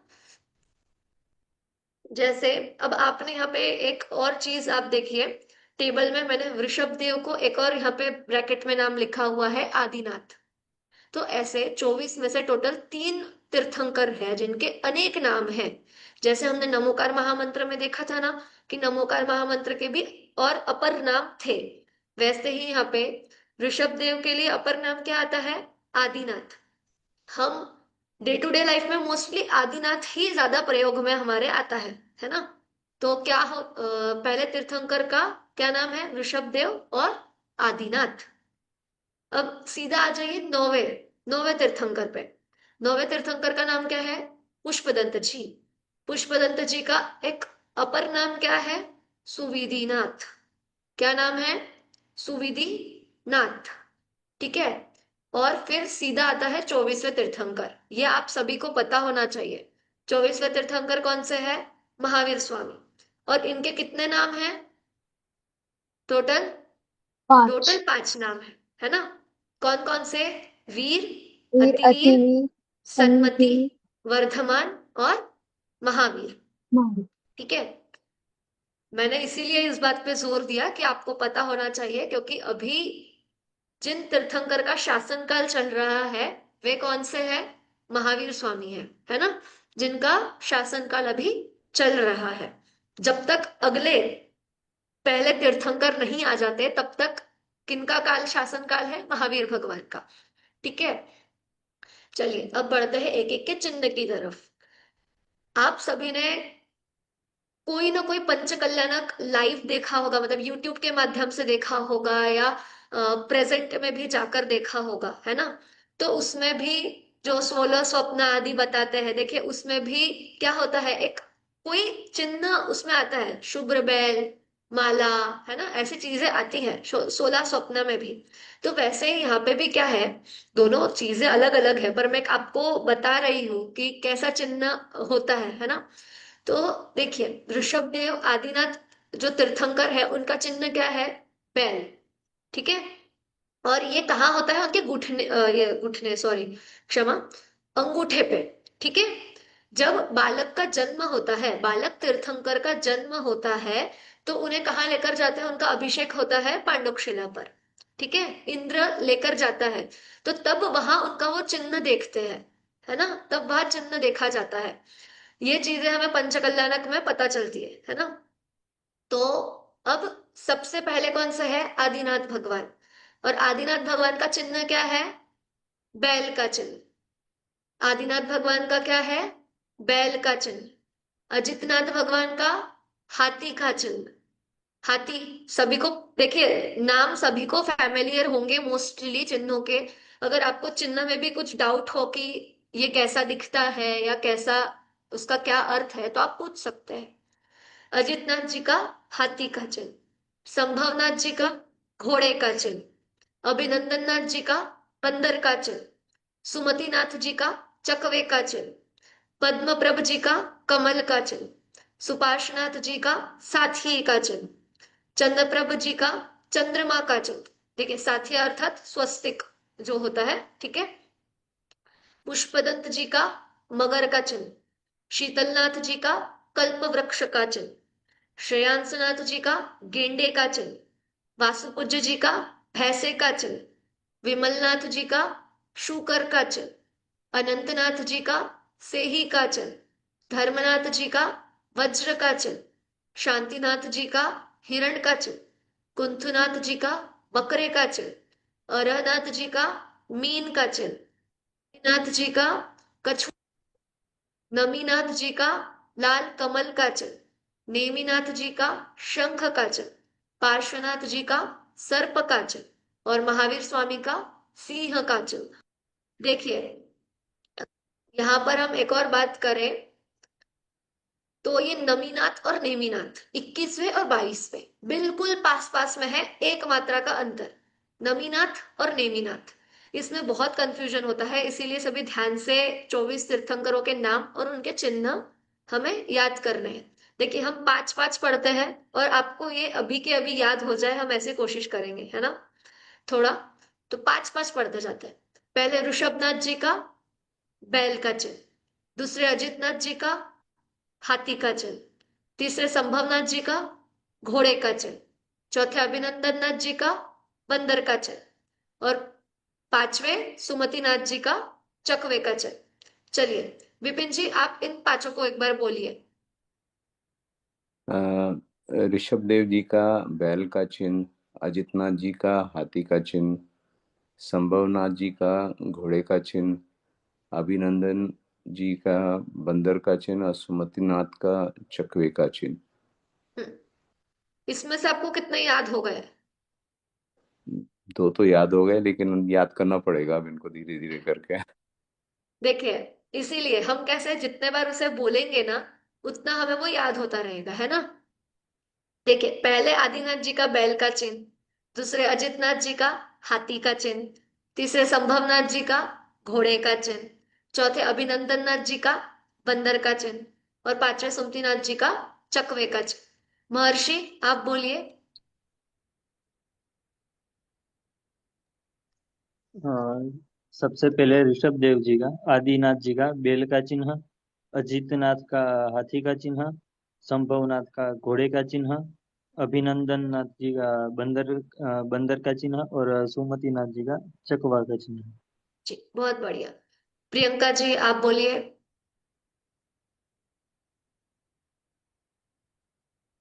ऋषभनाथ जी का बैल का चिन्ह, अजितनाथ जी का हाथी है, संभवनाथ जी का घोड़ा है, अभिनंदन जी का बंदर है, सुमतिनाथ जी का चकवा है, पद्म प्रभु जी का कमल है, पार्श्वनाथ जी का साथिया है और चंद्र प्रभु का चंद्र है। चलिए, बहुत बढ़िया। देखिए, इसके लिए भी जैसे हमने 24 तीर्थंकरों के नामों का छंद देखा, वैसे ही चिन्हों के लिए भी एक छंद है, जिसका अभी आपके सामने प्रियंका जी ने थोड़ा सा एक रूप बताया है ना, गाया है। वैसे ही बच्चों के लिए छंद याद करने के लिए, मतलब चिन्ह याद करने के लिए भी एक छंद है लिखा हुआ, है ना। चलिए, अब इसमें हम थोड़ा सा और देखते हैं। देखिए, आपको इन चिन्हों के नाम और तीर्थंकरों के नाम आपके पास जो पीडीएफ दी गई है ग्रुप में, उसमें वो दिए हुए हैं। आप इन्हें अपने नोट्स, जब आप सेल्फ नोट्स लिख रहे हो तो आप उसमें लिखिए और इन्हें याद कीजिए। ये आपके लिए होमवर्क है नेक्स्ट क्लास का। नेक्स्ट वीक हम, मतलब मैं आपसे कौन से भी तीर्थंकर का नाम पूछूंगी तो आपको उनका चिन्ह आना ही चाहिए, है ना। एक वीक बहुत होता है कि हम 24 नामों को याद कर सके। ठीक है, आप एक दिन में 5 भी याद करो तो भी आपके आराम से एक वीक में तो 24 हो ही जाएंगे। चलिए, अब आगे बढ़े हम अगर, तो 24 तीर्थंकरों में जैसे अभी हमने देखा ना कि 3 तीर्थंकरों के अनेक नाम थे। कौन कौन सा है? पहले आदिनाथ जी का ऋषभनाथ, ठीक है। नौवे पुष्पदंत जी का सुविधिनाथ और अंतिम 24वें तीर्थंकर का वीर, अतिवीर, सन्वती, वर्धमान और महावीर। अब वैसे ही एक और टर्म आता है पंचबालयति। आपने बहुत सारे मंदिरों में भी देखा होगा कि एक 5 प्रतिमाओं का अलग से रखा होता है, अर्घ लिखा होता है, पंचबालयति अर्घ आदि ये सब चीजें। तो पंचबालयति क्यों कहा जाता है? पहले तो शब्दशः हम देखते हैं कि देखिए यहाँ पे लिखा हुआ है कि भगवान जो ये वासुपूज्य, मल्लीनाथ, नेमिनाथ, पार्श्वनाथ और महावीर, ये जो 5 भगवान थे, जो 5 तीर्थंकर थे, ये कैसे थे? बाल ब्रह्मचारी थे। इसीलिए इन्हें पंचबालयति भी कहते हैं। ब्रह्मचारी अर्थात क्या? कि इन लोगों ने शादी ये जो नहीं की थी, है ना। अब आप कहेंगे कि नेमिनाथ जी की तो राजू जी से शादी होने वाली थी, पर होने वाली थी, हुई थी ऐसा नहीं है ना। शादी वाले दिन ही बारात लेकर भी चले गए थे नेमी कुमार, है ना। भगवान नेमिनाथ बारात लेकर नहीं गए थे। देखिए यहाँ पर भी वैसी ही बात है। कौन लेके गया था? राजा नेमी कुमार लेकर गए थे। और फिर क्या, जैसे ही पशु क्रंदन आदि का वहां पे योग हुआ तो क्या, तुरंत ही क्षणभंगुरता होकर चल दिए, है ना। तो शादी हुई नहीं थी। इसीलिए ये जो 5 तीर्थंकर के नाम है, 24 में से ये जो 5 है, ये कैसे है? बाल ब्रह्मचारी है। इसीलिए इन्हें क्या कहा जाता है? पंच बालयती कहा जाता है। अब आप मैं एक और चीज है, देखिए इनके भी नाम आपको याद करने हैं कि 5 बालयती में कौन से 5 तीर्थंकरों के नाम आते हैं। ये तो हम अभी के अभी याद कर सकते हैं। देखिए कौन कौन से? वासुपूज्य, मल्लीनाथ, नेमिनाथ, पार्श्वनाथ और महावीर। आप सभी एक एक बार ये 5 नामों को बोलिए तो अपने आप आपको याद हो जाएगा, है ना। मैं स्लाइड चेंज कर देती हूँ पहले तो।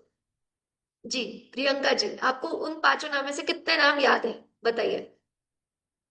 या आप इन 24 में से ढूंढ के भी बोल सकते हैं कि कौन से वाले थे। हाँ नहीं, वासुपूज, वासुकी, मल्लीनाथ, मणिनाथ, नेमिनाथ नेमिनाथ और बस बस कितने हुए? एक 3 हुए ना, वासुपूज, एक मिनट बेटा, नेमिनाथ नेमिनाथ, मल्लीनाथ मणिनाथ और और महावीर। महा महावीर। सही महावीर बोल रही हो, हाँ महावीर। 4 हो गए, एक बचा है, अभी एक और बचा है। और पारसनाथ, पारसनाथ सॉरी। हाँ पार्श्वनाथ। देखिए पहले 3 तो आपको याद हो गए, और आखिरी के 2 सीधा हमें 23वें और 24वें तीर्थंकर, है ना, पार्श्वनाथ और महावीर। तो आपको 5 नाम याद हो जाएंगे, है ना। हाँ देखिए, वासुपूज, मल्लीनाथ, नेमिनाथ, पारसनाथ और महावीर। पक्का याद हो गए?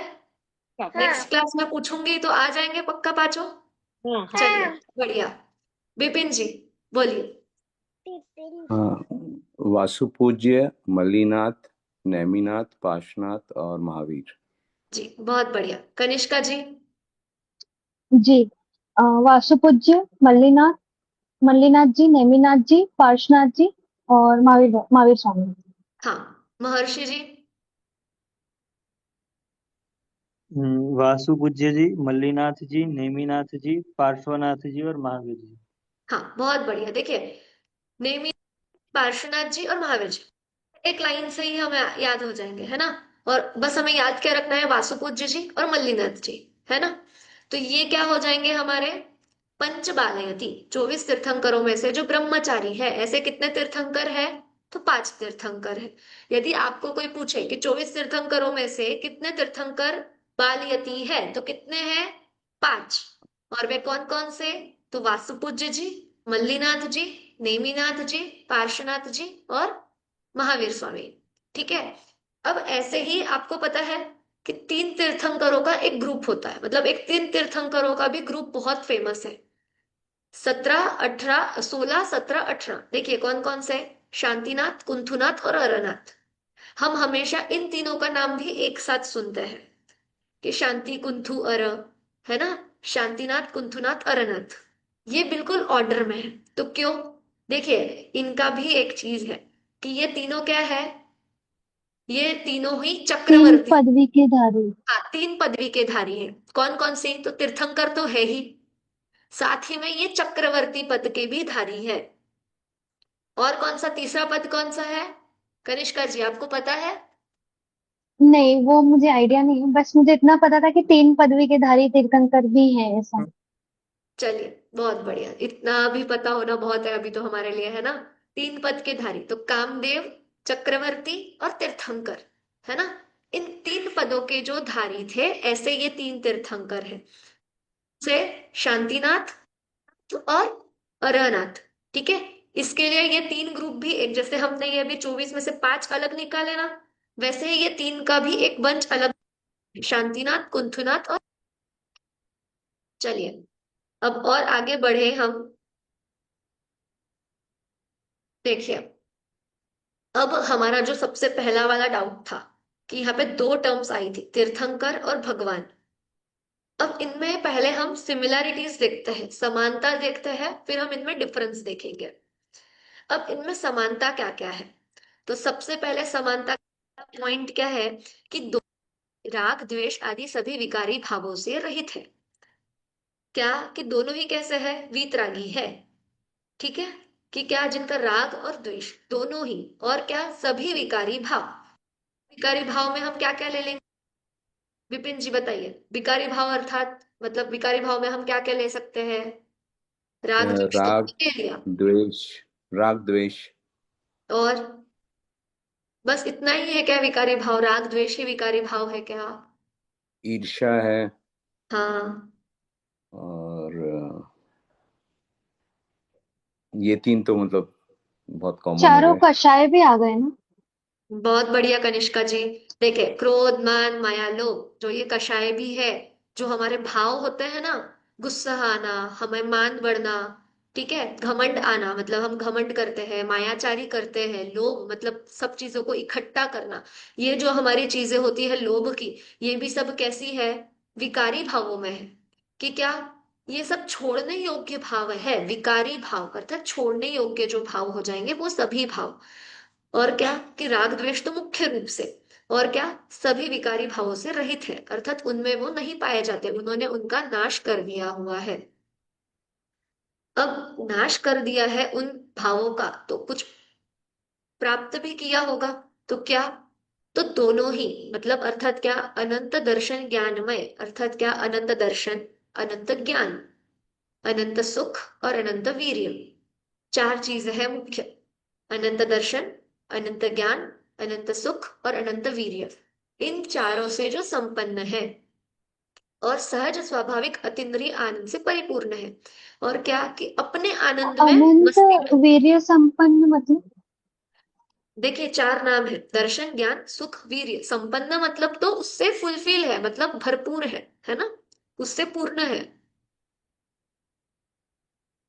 हम संपन्न को अलग कर दे। देखिए, अब समझा कनिष्का जी आपको?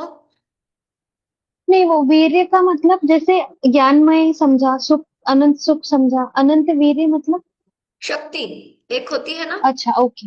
हाँ, ठीक है, कि दर्शन, ज्ञान, सुख और वीर्य, चारों ही टर्म्स जो है, इन चारों से ही जो भरपूर है मतलब संपन्न है, पूर्ण है।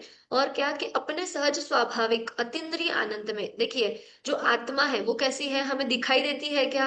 नहीं दिखाई देती। तो कैसी है? अतीन्द्रिय है। तो उस अतीन्द्रिय आनंद से जो परिपूर्ण है, अर्थात उस अतीन्द्रिय आनंद को जो भोग रहे हैं ऐसे। ठीक है, अब ये क्या? कौन? तीर्थंकर भी और भगवान भी। देखिए, अभी हम समानता देख रहे हैं। ठीक है, और क्या कि अनंत चतुष्टय से युक्त है। अब ये अनंत चतुष्टय के नाम हमने यहाँ पहले ले लिए: अनंत दर्शन, अनंत ज्ञान, अनंत सुख और अनंत वीर्य। ये चारों ही क्या है? अनंत चतुष्टय कहे जाते हैं। समझा? अनंत चतुष्टय के नाम कौन कौन से हैं विपिन जी? अनंत ज्ञान, अनंत दर्शन, अनंत सुख और अनंत वीर्य। हाँ, महर्षि जी, अनंत चतुष्टय के नाम कौन कौन से हैं? अनंत ज्ञान, अनंत दर्शन, अनंत सुख और अनंत वीर्य। हाँ, बहुत बढ़िया। देखिए, अनंत चतुष्टय कौन कौन से है? तो अनंत दर्शन, अनंत ज्ञान, अनंत सुख और अनंत वीर्य, ये क्या कहलाएंगे? अनंत चतुष्टय। और जो इन चतुष्टय से पूर्ण अर्थात युक्त हो, वे कौन है? भगवान और तीर्थंकर, दोनों ही है। ठीक है, अभी हम समानता देख रहे हैं। और क्या कि दोनों का ही राग द्वेष और जो विकारी भाव है वो नष्ट हो चुके हैं, ऐसे तीर्थंकर और भगवान होते हैं। अब ये तो हो गई हमारी समानता कि इन दोनों में ये समानता होती है। अब हम बढ़ते हैं अंतर की तरफ। देखिए, अब अच्छा, मेरा एक जी प्रश्न विपिन था जी कि बोलिए। अपन बोलते हैं कि भगवान मतलब हर चीज का त्याग कर दिया, हर चीज खत्म हो गई है मतलब, तो फिर हम दर्शन, ज्ञान और वीर इन सब चीजों की बात क्यों करते हैं? क्योंकि अल्टीमेटली तो भगवान का हर चीज मतलब हर चीज खत्म हो गई है एक तरह से, हम्म। मतलब सिर्फ आत्मा है ना। अब वो लीन होना मतलब आत्मा का भी मतलब क्या कंटिन्यूअसली आत्मा में भी चेंजेस होते रहते हैं, पर्याय बदलती रहती है भगवान बनने के बाद भी? ओके, मैं आपका प्रश्न जवाब ये भी मुझे समझा है जो। देखिए, पहले बात तो ये हम लेंगे कि आपका जो प्रश्न है वो ऐसा है कि विकारी भाव और सारे भाव यदि नष्ट हो गए तो बचा क्या, है ना? और यदि आत्मा बची है तो उसमें भी कंटिन्यूअस कुछ चेंज हो रहा है क्या? सही है, ऐसा ही है आपका प्रश्न। ठीक है, हाँ। देखिए, हम यदि बात करें इस चीज को लेकर तो हम भावों को पहले दो भाग में डिवाइड करेंगे। ठीक है, जो भाव है, जो हमारे भाव हो रहे हैं, जो भाव है उनको दो भाग में हम बांटेंगे, एक स्वभाव और एक विभाव। ठीक है, विभाव इट्स मीन विकारी भाव। ठीक है, अब जो स्वभाव है वो हमेशा कांस्टेंट रहने वाला भाव है, और विकारी भाव जो अप डाउन करता रहेगा, मतलब आएगा जाएगा ऐसा वाला भाव। अब देखिए, यदि हम बात करें शक्कर की, देखिए एक एग्जांपल से समझते हैं तो आपको तुरंत समझ में आ जाएगा। शक्कर ली, शक्कर कैसी है? कभी भी आप शक्कर के दाने को अपने मुंह में लीजिए तो कैसी लगेगी? मीठी लगेगी, है ना? तो वो क्या हो जाएगा, वो मीठापन जो आ रहा है ना शक्कर में से, जो कभी भी कांस्टेंट जो शक्कर में चीज है वो कैसी है, उसका मिठास, वो क्या हो जाएगा, उसका स्वभाव। ठीक है, अब ऐसे ही आप एक उदाहरण लीजिए कि आपने पानी गर्म किया, गैस पे रखा है पानी, तो तुरंत आप यदि पानी में हाथ डालेंगे तो पानी कैसा लगेगा आपको? गर्म लगेगा। ठीक है, पर पानी का स्वभाव वास्तव में क्या है? शीतलता, ठंडा, वो पानी का स्वभाव है। पर अभी क्या हुआ है कि आग के कारण, अर्थात यदि हम लेंगे तो थोड़ा सा विकारी भाव, आग को हम समझेंगे विकारी भाव। ठीक है, उस विकारी भाव से अभी वो गर्म हुआ है। पर यदि आप अभी गैस बंद कीजिए और थोड़ा देर उसे वही रहने दीजिए, तो अपने आप वो अपने रियल स्टेट पे आ जाएगा, अर्थात क्या? ठंडा हो जाएगा। अब वैसे ही हम आत्मा को लेते हैं, ये आत्मा है, तो आत्मा का स्वभाव कैसा है? ये दर्शन, ज्ञान, सुख और वीर्य वाला है, कि हमेशा कैसा रहने वाला है? ज्ञान दर्शन वाला ही है। ज्ञान दर्शन अर्थात जानना, देखना, ये जो काम इसका चल रहा है। ठीक है, जो हमने सर्वज्ञ पद में भी देखा कि क्या, कि अपने आत्मा को जान रहा है और तीनों लोगों को सिर्फ देख रहा है। ठीक है, तो ये जो जानना देखना कार्य तो चल ही रहा है। पर अब क्या होता है कि अगर कोई थर्ड पर्सन आ जाए या सेकंड पर्सन आ जाए और उसने थोड़ा सा मेरे बाल खींच लिए, कपड़े खींच लिए, तो क्या हो गया? तुरंत गुस्सा आ गया। आप हमेशा गुस्से में रहते हो क्या? नहीं। ठीक है, हमेशा सिर्फ आप जान देख तो हमेशा रहे हो, सोते हुए भी आपके चेतना तो जागृत है ना। तो वैसे ही हमेशा वाला जो स्वाभाविक भाव है वो क्या कहलाता है? स्वभाव। और जो अभी थोड़े टाइम के लिए जो गुस्सा आया और निकल गया, हम शांत हो गए, तो वो कहलाएगा हमारा विकारी भाव। ठीक है, ऐसे ही कभी हमें मान होता है, कभी मायाचारी होती है, कभी लोभ होता है, कभी राग होता है, कभी द्वेष होता है। ये जो सारे भाव कहे जाएंगे ये सारे विकारी भाव है जो कांस्टेंट रहने वाले नहीं है। तो ये जो अनंत चतुष्ट है ये कैसे है? हमेशा कांस्टेंट रहने वाले, अर्थात स्वभाव है। तो इसीलिए आत्मा में ये हमेशा रहेंगे। हम अभी मनुष्य पर्याय में हैं तो अभी भी हमारे आत्मा में ये विद्यमान है, बस हमें प्रकट नहीं होते। अगर प्रकट हो जाएंगे तो हम भी अरहंत और सिद्ध पद को प्राप्त कर लेंगे, है ना? हुआ आपका डाउट क्लियर अभी? हाँ, ठीक है। डन पूरा 100%? अगर थोड़ा सा भी कुछ हो तो आप पूछ सकते हैं, ऐसा नहीं है ना? नहीं, नहीं, क्लियर। All clear? चलिए, और किसी को? हाँ जी, प्रियंका जी। दीदी, चतुष्टय आपने बताया क्या अभी मुझे? चतुष्टय क्या मीन्स देखिए, व्हाट? चतुष्टय ये चार चार चीजों को, है ना? तो चार चीजें हमने गिनी ना, अनंत दर्शन, अनंत ज्ञान, अनंत सुख और अनंत वीर्य, ये चार चतुष्टय ऐसा। मतलब नहीं, वो चार चतुष्टय बट डेफिनेशन चतुष्टय की क्या है मतलब? देखिए, अभी उसको हम नहीं लेंगे क्योंकि आगे वो आएगी, है ना? अच्छा, यदि हम ठीक। अभी ही पढ़ लेंगे तो फिर वो थोड़ा टफ पड़ जाएगा, है ना? क्योंकि अभी उसके जो टर्म्स भी और है वो हम देखेंगे। पर आपको सामान्य से देखे तो हमने जैसे दर्शन और ज्ञान को देखा। दर्शन अर्थात क्या? देखना, सामान्य रूप से। और ज्ञान अर्थात जानना, तो जानना देखना। ये हम दर्शन और ज्ञान को सामान्य तरीके से, बिल्कुल सामान्य से हम अभी देख रहे हैं परिभाषा। तो दर्शन और ज्ञान अर्थात देखना और जानना। सुख अर्थात सुख, जो हमें सुख होता है। वीर्य अर्थात हम शक्ति, अभी सामान्य तरीके से देखे तो ये। तो इन सब से जो पूर्ण है, ऐसे अनंत चतुष्टय के धारी भगवान और तीर्थंकर होते हैं। ठीक है, और कोई प्रश्न? बढ़े आगे हम अंतर की तरफ।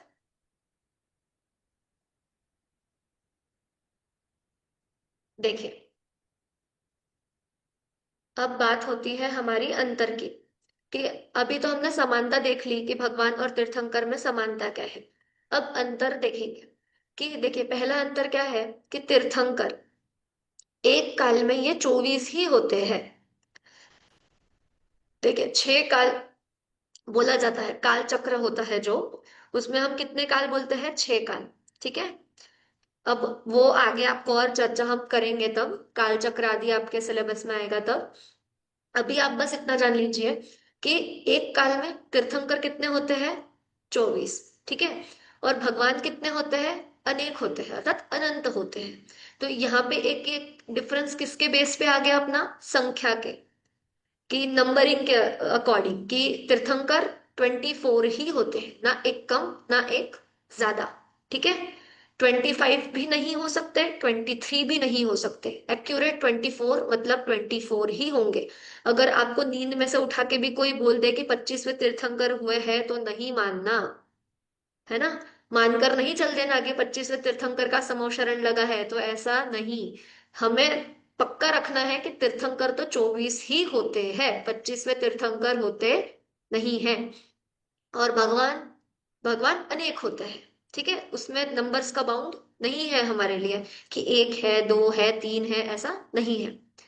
अब देखिए, ये थोड़ा आप थोड़ा सा कंफ्यूज हो सकते हैं सेकंड वाले में, कि सभी भगवान तो होते ही है, कि जो तीर्थंकर है वो भगवान होते ही है, पर सभी भगवान तीर्थंकर नहीं होते हैं, है ना।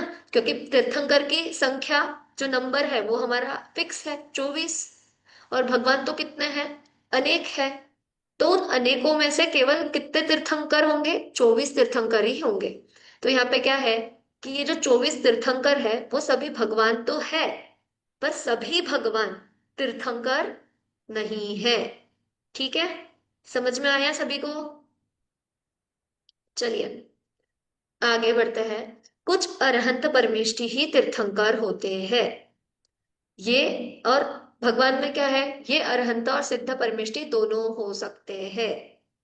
अब यहाँ पे बात है कि देखिए पहले हम समझते हैं कि भगवान क्या, अरहंत और सिद्ध दोनों परमेष्टि भगवान हो सकते हैं। ठीक है।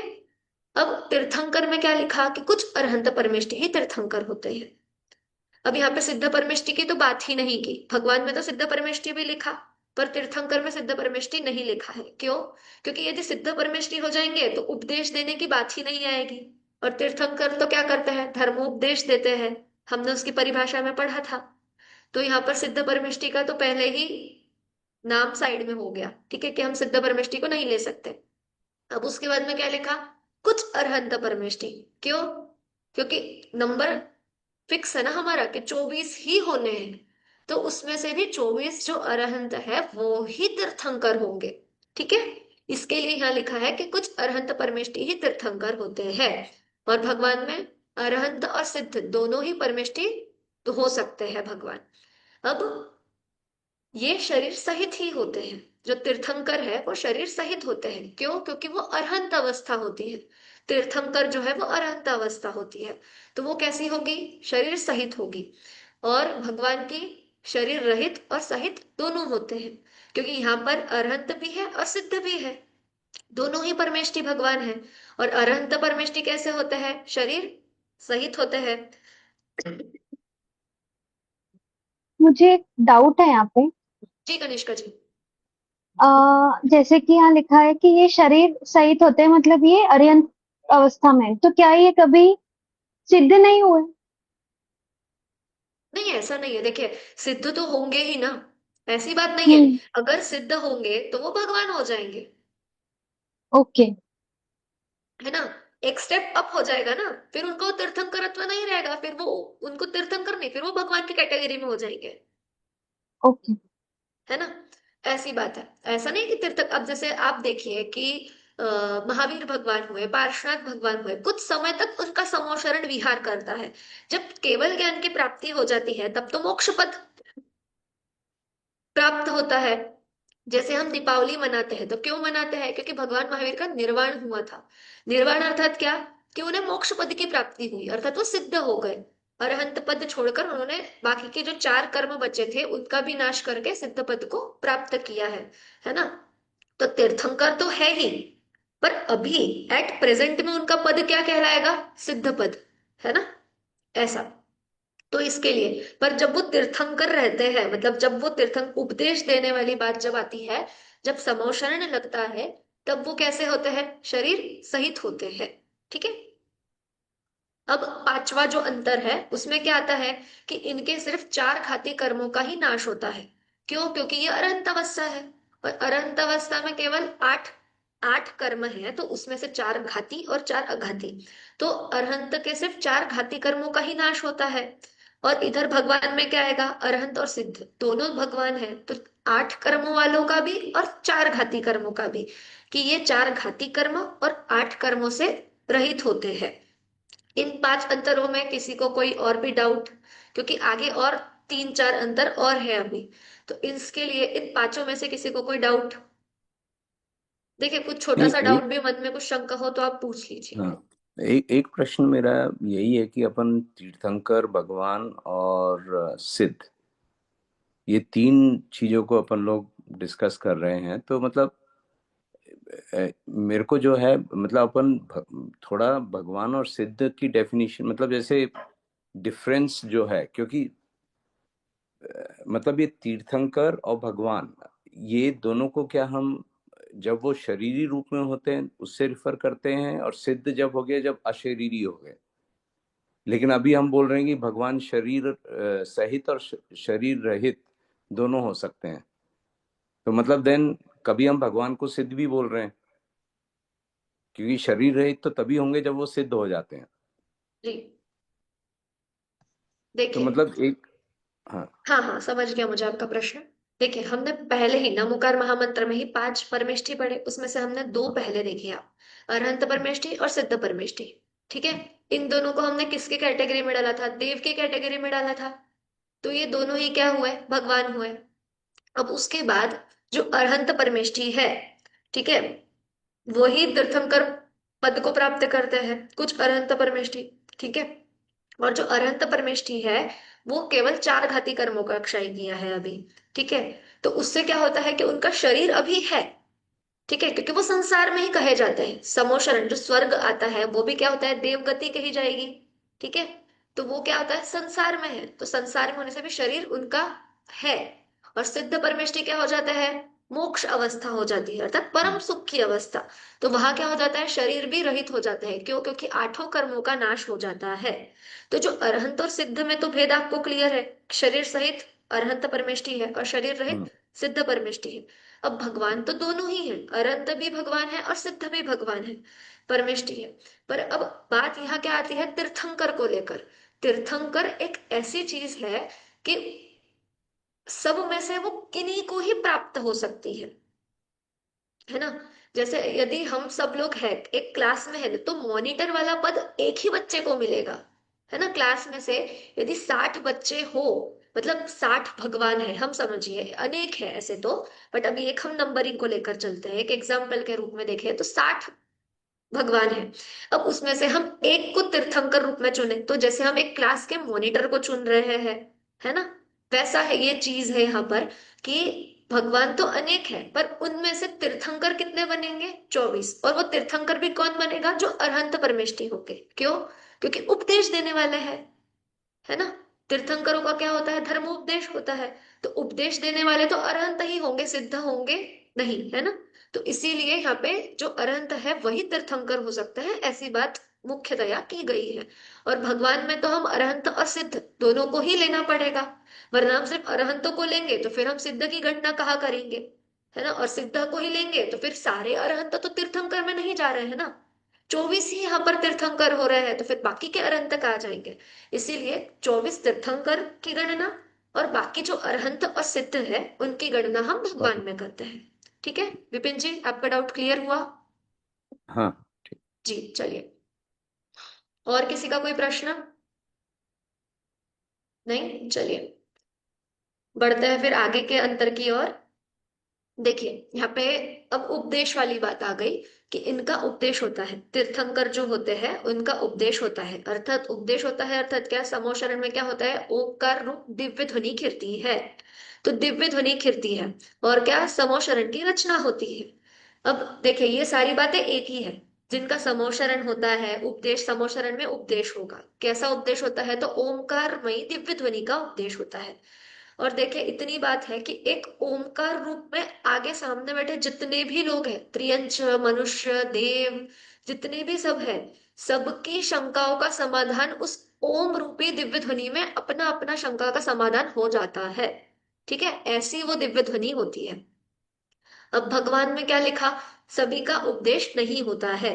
अब किन्हीं कुछ कुछ अरहंत होते हैं जिनका समोशरण नहीं लगता, 24 का तो लग रहा है, पर बाकियों की क्या होती है, गंधकुटी होती है, बाकियों के अरिहंत की गंधकुटी होती है, तो उनका उपदेश नहीं हो रहा। प्लस जो सिद्ध परमेष्ठी है, जो वो भी भगवान है, तो उनका उपदेश नहीं हो रहा है। तो इसीलिए क्या लिखा, सभी का उपदेश नहीं होता है। पर जो तीर्थंकर भगवान है, हमने पहला दूसरा अंतर क्या देखा था, कि सभी तीर्थंकर भगवान है, इसी के लिए लिखा कि सभी का उपदेश नहीं होता, कुछ होते हैं जो कौन है, जो तीर्थंकर है। ठीक है, इसीलिए इसीलिए पाठ का भी नाम देखिए, तीर्थंकर भगवान ऐसा रखा है, केवल तीर्थंकर नहीं। हाँ, भगवान को भी क्यों जोड़ा, क्योंकि तीर्थंकर भगवान होते ही है ना, 24 तीर्थंकर, 24 के 24 भगवान होते ही है। अब उसके बाद में तीर्थंकर इनके कल्याणक मनाए जाते हैं, और भगवान इनके कल्याणक नहीं मनाए जाते हैं। कल्याणक आप हमेशा देखिए, पंच कल्याणक जो होते हैं, 5 कल्याणक होते हैं। गर्भ से शुरू होता है, गर्भ, जन्म, तप, आगे त्याग, ज्ञान और मोक्ष, है ना। अज्ञान, ज्ञान और मोक्ष, सॉरी। जी, चलिए, अब ये कल्याणक क्या चीज है ना। अब कल्याणक तीर्थंकरों के मनाए जाते हैं और भगवान के नहीं मनाए जाते, ऐसे क्यों। आप हमेशा पंच कल्याणकों में देखिए, आपको नेमिनाथ भगवान का कल्याणक है, आदिनाथ पंच कल्याणक है, महावीर पंच कल्याणक है, ऐसे ही मोस्टली हमारे सुनने में आता है। तो क्या तीर्थंकरों का ही कल्याणक मनाए जाते हैं, भगवान के कल्याणक नहीं होते हैं। ठीक है, अब उसके बाद में इनका शासन चलता है और भगवान का शासन नहीं चलता है, मतलब जो सिद्ध परमेष्ठी है उनका शासन नहीं चल रहा। अभी भी हमने जब तीर्थंकरों के नाम पढ़े थे तब हमने देखा था कि अभी वर्तमान में किसका शासन चल रहा है, तो भगवान महावीर का, है ना, महावीर स्वामी का शासन चल रहा है। और आप देखिए ऐसा कि सबसे पहला आदिनाथ भगवान का हुआ। ठीक है, अब आदिनाथ भगवान से कब तक, जब तक अजितनाथ भगवान नहीं हुए, दूसरे तीर्थंकर नहीं हुए, तब तक किसका शासन चलेगा पूरा, आदिनाथ भगवान का।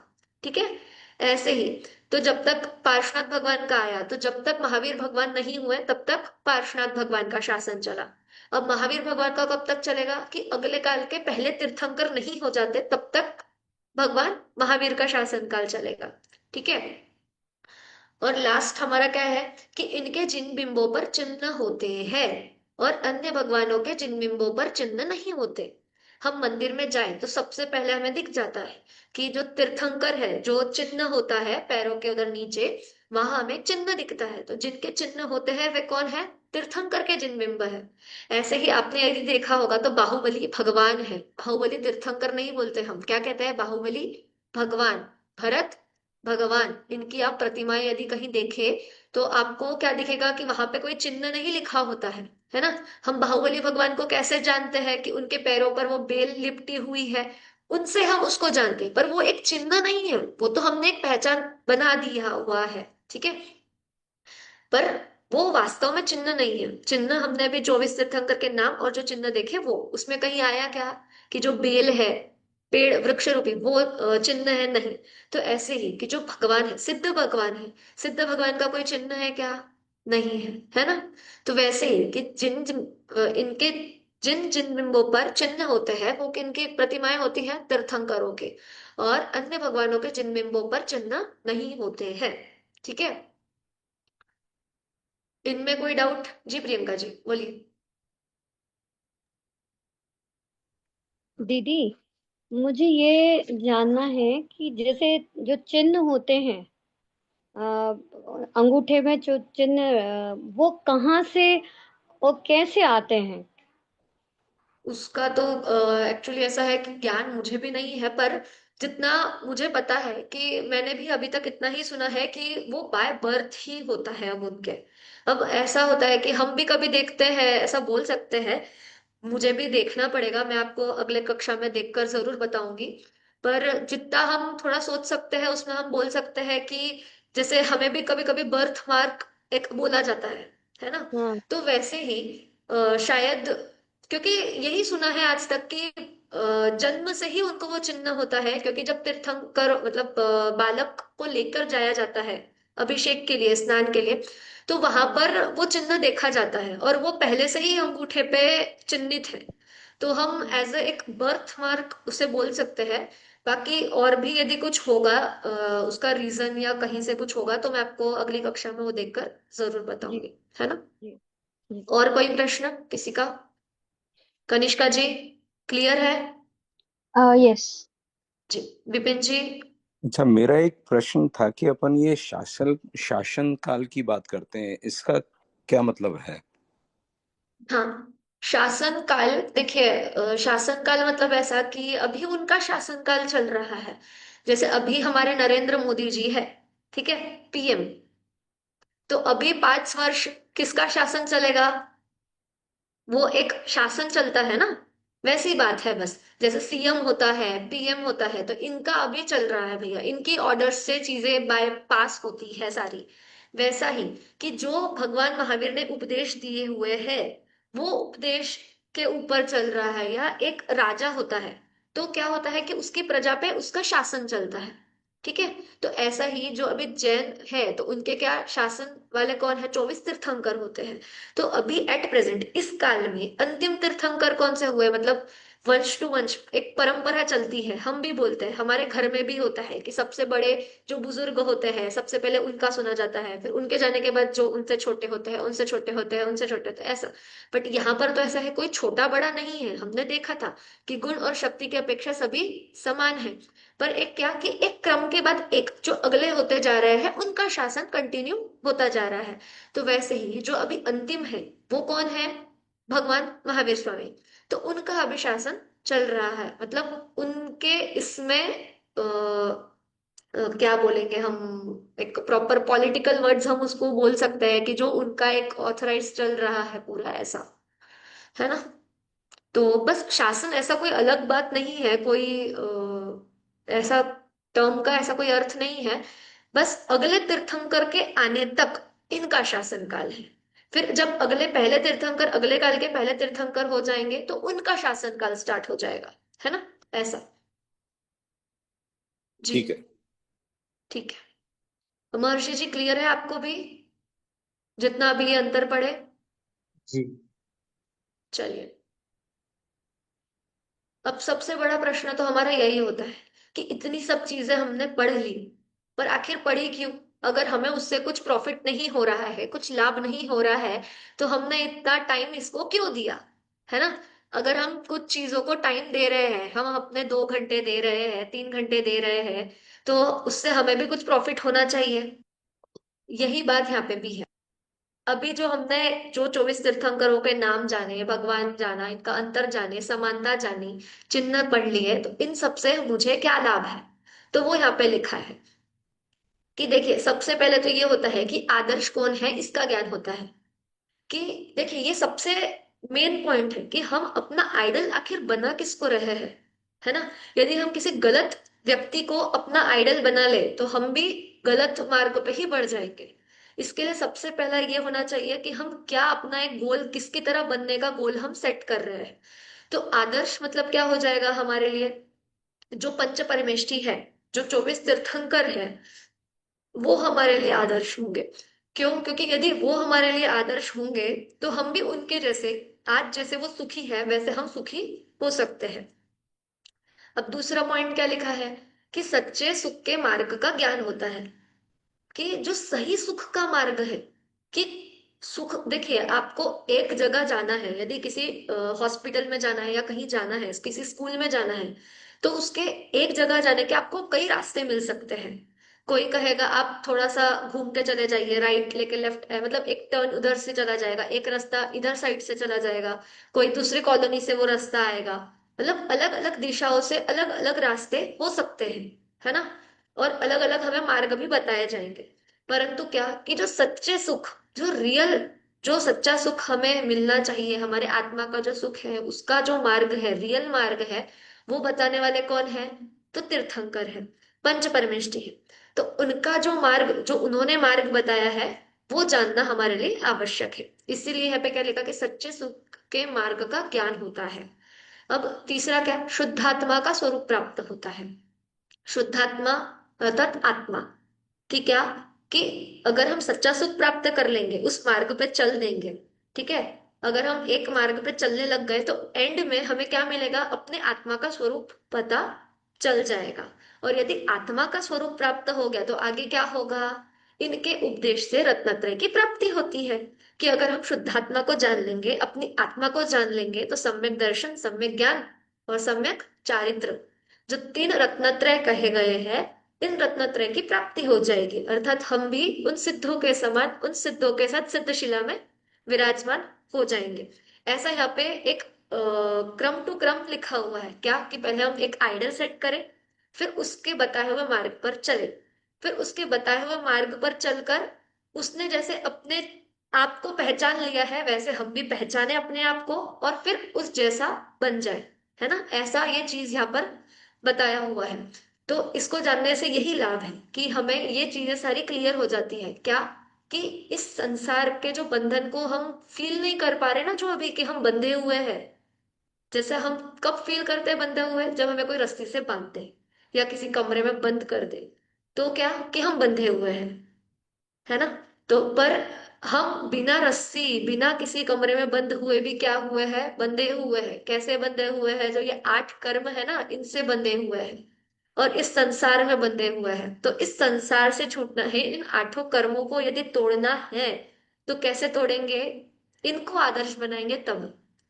इन 24 तीर्थंकरों को, भगवानों को, पंच परमेष्ठियों को आदर्श बनाएंगे और इनके बताए हुए मार्ग पर चलेंगे, उन जैसा बनने का प्रयत्न करेंगे, तो हम उस बंधन को तोड़ सकते हैं, है ना। यही हमारा उद्देश्य है और यही हमें करना है। ऐसे ही आज हमने ये चीज पढ़ी, 24 तीर्थंकर। हमारा आज टोटल 2 पाठ आज हमने पूरे किए हैं हमारे। पहला पाठ हमने पढ़ा था कौन सा? 4 मंगल पाठ पढ़ा था। और अभी हमने पढ़ा तीर्थंकर भगवान, है ना। तो इन दोनों पाठों में किसी को कोई डाउट हो तो आप पूछ सकते हैं। देखिए, फिर हम अगली कक्षा में फिर थोड़ा और आगे बढ़ जाएंगे, तो इसके लिए हमारा पिछला भी कंसेप्ट क्लियर होना बहुत जरूरी है ना। जी, आप में से किसी को, जी प्रियंका जी बोलिए। दीदी, जैसे तीर्थंकर की दिव्य ध्वनि खरीदने के बाद जब उनका निर्माण हो जाता है, तो कहते हैं ना तीर्थंकर की दिव्य ध्वनि धारा प्रभाव रहती है, जैसे गौतम गढ़धर, फिर उनके बाद तो मतलब ये लिपिबद्ध होने के तक कितने समय बाद लिपिबद्ध हुई है फिर? ऐसा मतलब समझ आया आपको क्वेश्चन? हाँ हाँ, प्रश्न समझ गया मुझे। देखिए, ये कथा मोस्टली हम सुनते हैं शुद्ध पंचमी के दिन, है ना। हाँ। कि कैसे ये हम, अब क्वेश्चन हो सकता है कि हम तो साक्षात दिव्य ध्वनि नहीं सुन पाए, पर हमें, हम कहते हैं जब जिनवाणी पढ़ते हैं तब कि ये साक्षात दिव्य ध्वनि है, साक्षात दिव्य ध्वनि है। तो वो साक्षात दिव्य ध्वनि आखिर है कैसे? तो उसको, वही आपका प्रश्न है ना कि ये साक्षात दिव्य ध्वनि कैसे हमारे तक पहुंची, कैसे लिपिबद्ध हुई। नहीं, मतलब कितना ड्यूरेशन बाद हम तक पहुंचे, कितना टाइम पीरियड लगा, कितना समय बाद हम देखिए, तक अच्छा लिपिबद्ध हुई ऐसा, है? देखिए बहुत टाइम है। ऐसा देखा जाए तो अब आदिनाथ भगवान से लेंगे तो बहुत टाइम लग जाएगा। पर बात हम नहीं, भगवान महावीर से जैसे लेते हैं। ये से हाँ, लेंगे लास्ट भगवान तीर्थंकर। महावीर से लेंगे तो उसके बाद भी श्रुत केवली, मतलब आचार्य हो गए, फिर पहले हाँ 12 अंगों के धारी, फिर 10, फिर जो काल के रहते एक एक अंगधारी कम होते गए। और उसके बाद में जब आचार्य बुद्धबली पुष्पदंत धरसेनाचार्य आ गए थे, तब तक तो ऐसा कि एक एक अंगधारी भी बच चुके थे। तो ऐसा कि चीज समझ में आ रही थी काल के अनुसार कि बुद्धि क्षीण होते जा रही है, क्षयोक्षम कम होता जा रहा है लोगों को, क्योंकि आप पहले तो क्या शुद्ध परंपरा ही चलती थी, अर्थात बोल बोल कर ही बातों को आगे बढ़ाया जाता था, और इतनी बुद्धि इतना क्षयोक्षम था कि वो याद रख कर आगे थ्रू होता था। पर जब वो काल आया तो इसीलिए फिर वो षटखंडागम की रचना हुई थी उस काल को देखकर। ऐसा उसका जो प्रॉपर ड्यूरेशन, मतलब जो टाइमिंग है। क्या रही होगी मतलब उस समय, ये मेरा। हाँ, मुझे एग्जैक्ट संख्या नहीं याद, पर कुछ मतलब एक बार देखना ही पड़ेगा, क्योंकि 363 या कुछ ऐसा ही कुछ, 63 समथिंग ही कुछ है मेरे पास लिखा 13। हुआ है। मैं नेक्स्ट कक्षा में आपको देखकर एक एग्जैक्ट संख्या कैसा है वो पूरा मैं आपको वो बताती हूँ, है ना। जी। चलिए, और कोई प्रश्न।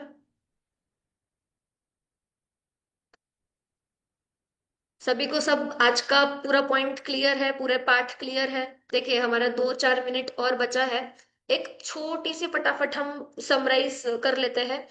चत्तारी मंगलम हमने पहला चालू किया। चत्तारी मंगलम में हमने पढ़ा मंगल किसे कहते हैं, उत्तम किसे कहते हैं, शरण किसे कहते हैं। मंगल किसे कहते हैं, तो जो मोह राग द्वेष रूप पापों को गलावे और सच्चा सुख उत्पन्न करे उसे मंगल कहते हैं।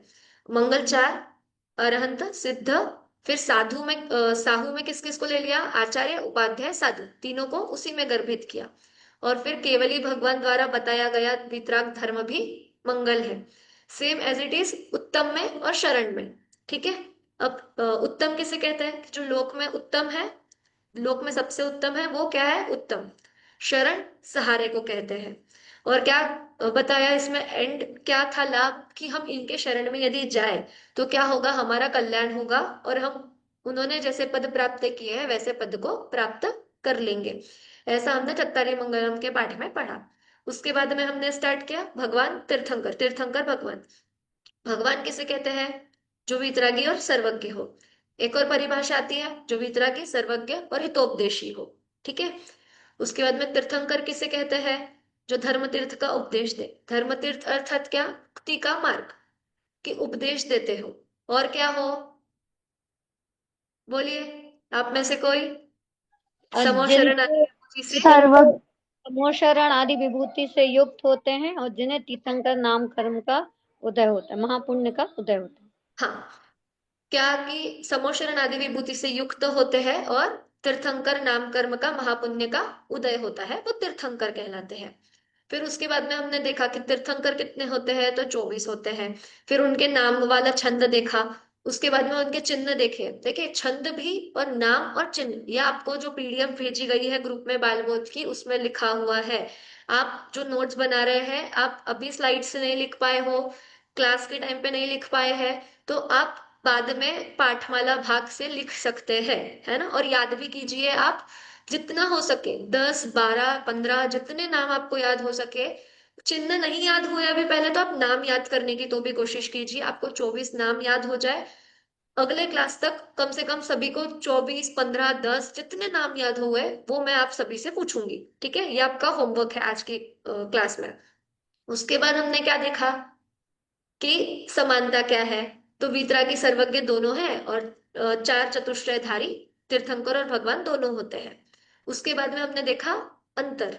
तो अंतर क्या क्या है, कि भगवान तीर्थंकर 24 होते हैं, भगवान अनंत होते हैं। ठीक है। उसके बाद में और क्या, कि सभी तीर्थंकर तो भगवान होते हैं पर सभी भगवान तीर्थंकर नहीं होते। ठीक है।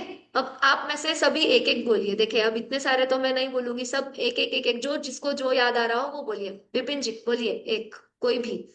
तीर्थंकर शरीरी होते हैं और भगवान शरीरी अशरीरी दोनों हो सकते हाँ हैं। बहुत बढ़िया। और प्रियंका जी अगला।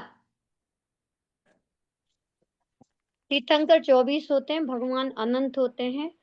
तीर्थंकर चार घातियां कर्म के नाश नहीं मतलब नहीं होता है, और भगवान के चार घाती कर्म सहित और रहित दोनों होते हैं, मतलब नाश हो जाता है।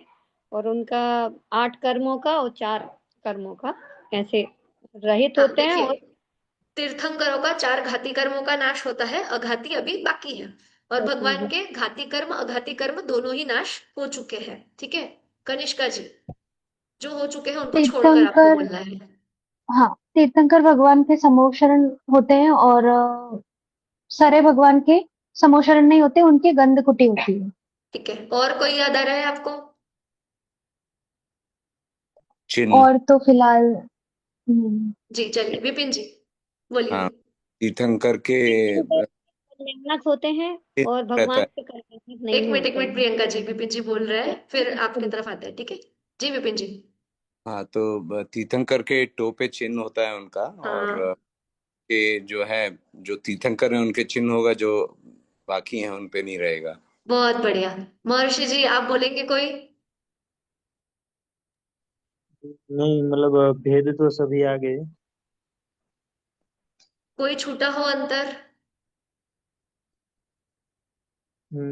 उपदेश का बाकी है, मतलब उपदेश दिव्य ध्वनि से होता है हम्म। तीर्थंकर में। और और भगवान में उपदेश नहीं होता। हाँ, चलिए, और कोई कल्याणक वाला एक था। हाँ, 5 कल्याणक होते हैं उनके, पंच हाँ, कल्याणक। किनके होते हैं पांच कल्याणक? तीर्थंकरों के कल्याणक होते हैं, भगवान के कल्याणक नहीं कल्याणक होते नहीं। हैं। ठीक है, चलिए।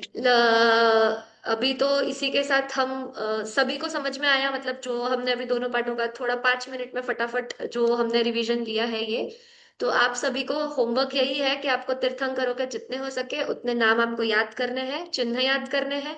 अगर हुआ तो सबसे अच्छा है, छंद याद कर लीजिए, तो आप कहीं भी ट्रैवलिंग में आते जाते आप वो छंद बोलेंगे तो आपको अपने आप 24 नाम याद हो जाएंगे, है ना? और अरे हाँ, एक चीज और भूल गए हम, पंचबालयति के नाम सबको याद हो गए थे क्लास में, तो अभी किस किस को याद है? मैं बोलूं? हाँ जी महर्षि जी बोलिए। वासुपूज्य, मल्लीनाथ, नेमिनाथ, पार्श्वनाथ और महावीर। बहुत बढ़िया। विपिन जी?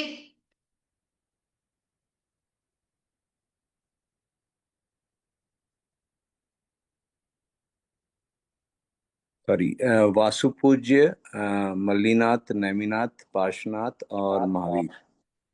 बढ़िया। कनिष्का जी? वासुपूज्य, मल्लीनाथ जी, अ, नेमिनाथ जी, पार्श्वनाथ जी और महावीर स्वामी। चलिए, प्रियंका जी बोलिए। वासुपूज्य जी, मल्लीनाथ जी, नेमिनाथ जी, पारसनाथ जी और महावीर भगवान। बहुत बढ़िया, चलिए, इसी को हम बोलते हैं, चलो बोलिए, जयकारा लगाते हैं। बोलिए महावीर भगवान की जय हो। जय। जय। एक साथ बोलिए, जय जय। जिनेन्द्र। जय चलिए, जय आप जी। अपना होमवर्क जय ध्यान रखिए। जिनेंद्र। अगले क्लास में आपको 24 तीर्थंकरों के नाम चिन्ह जितने हो सके उतने याद करके आने हैं, और जो आज हमने पढ़ा वो सब याद रखकर आना है। ऐसा नहीं है कि अगले सैटरडे तक ये सब भूलना है। ठीक है, चलिए, मिलते हैं अगले सैटरडे। सभी को एक साथ जय जिनेन्द्र। जय जय जी। जिनेंद्र। जय जिनेन्द्र।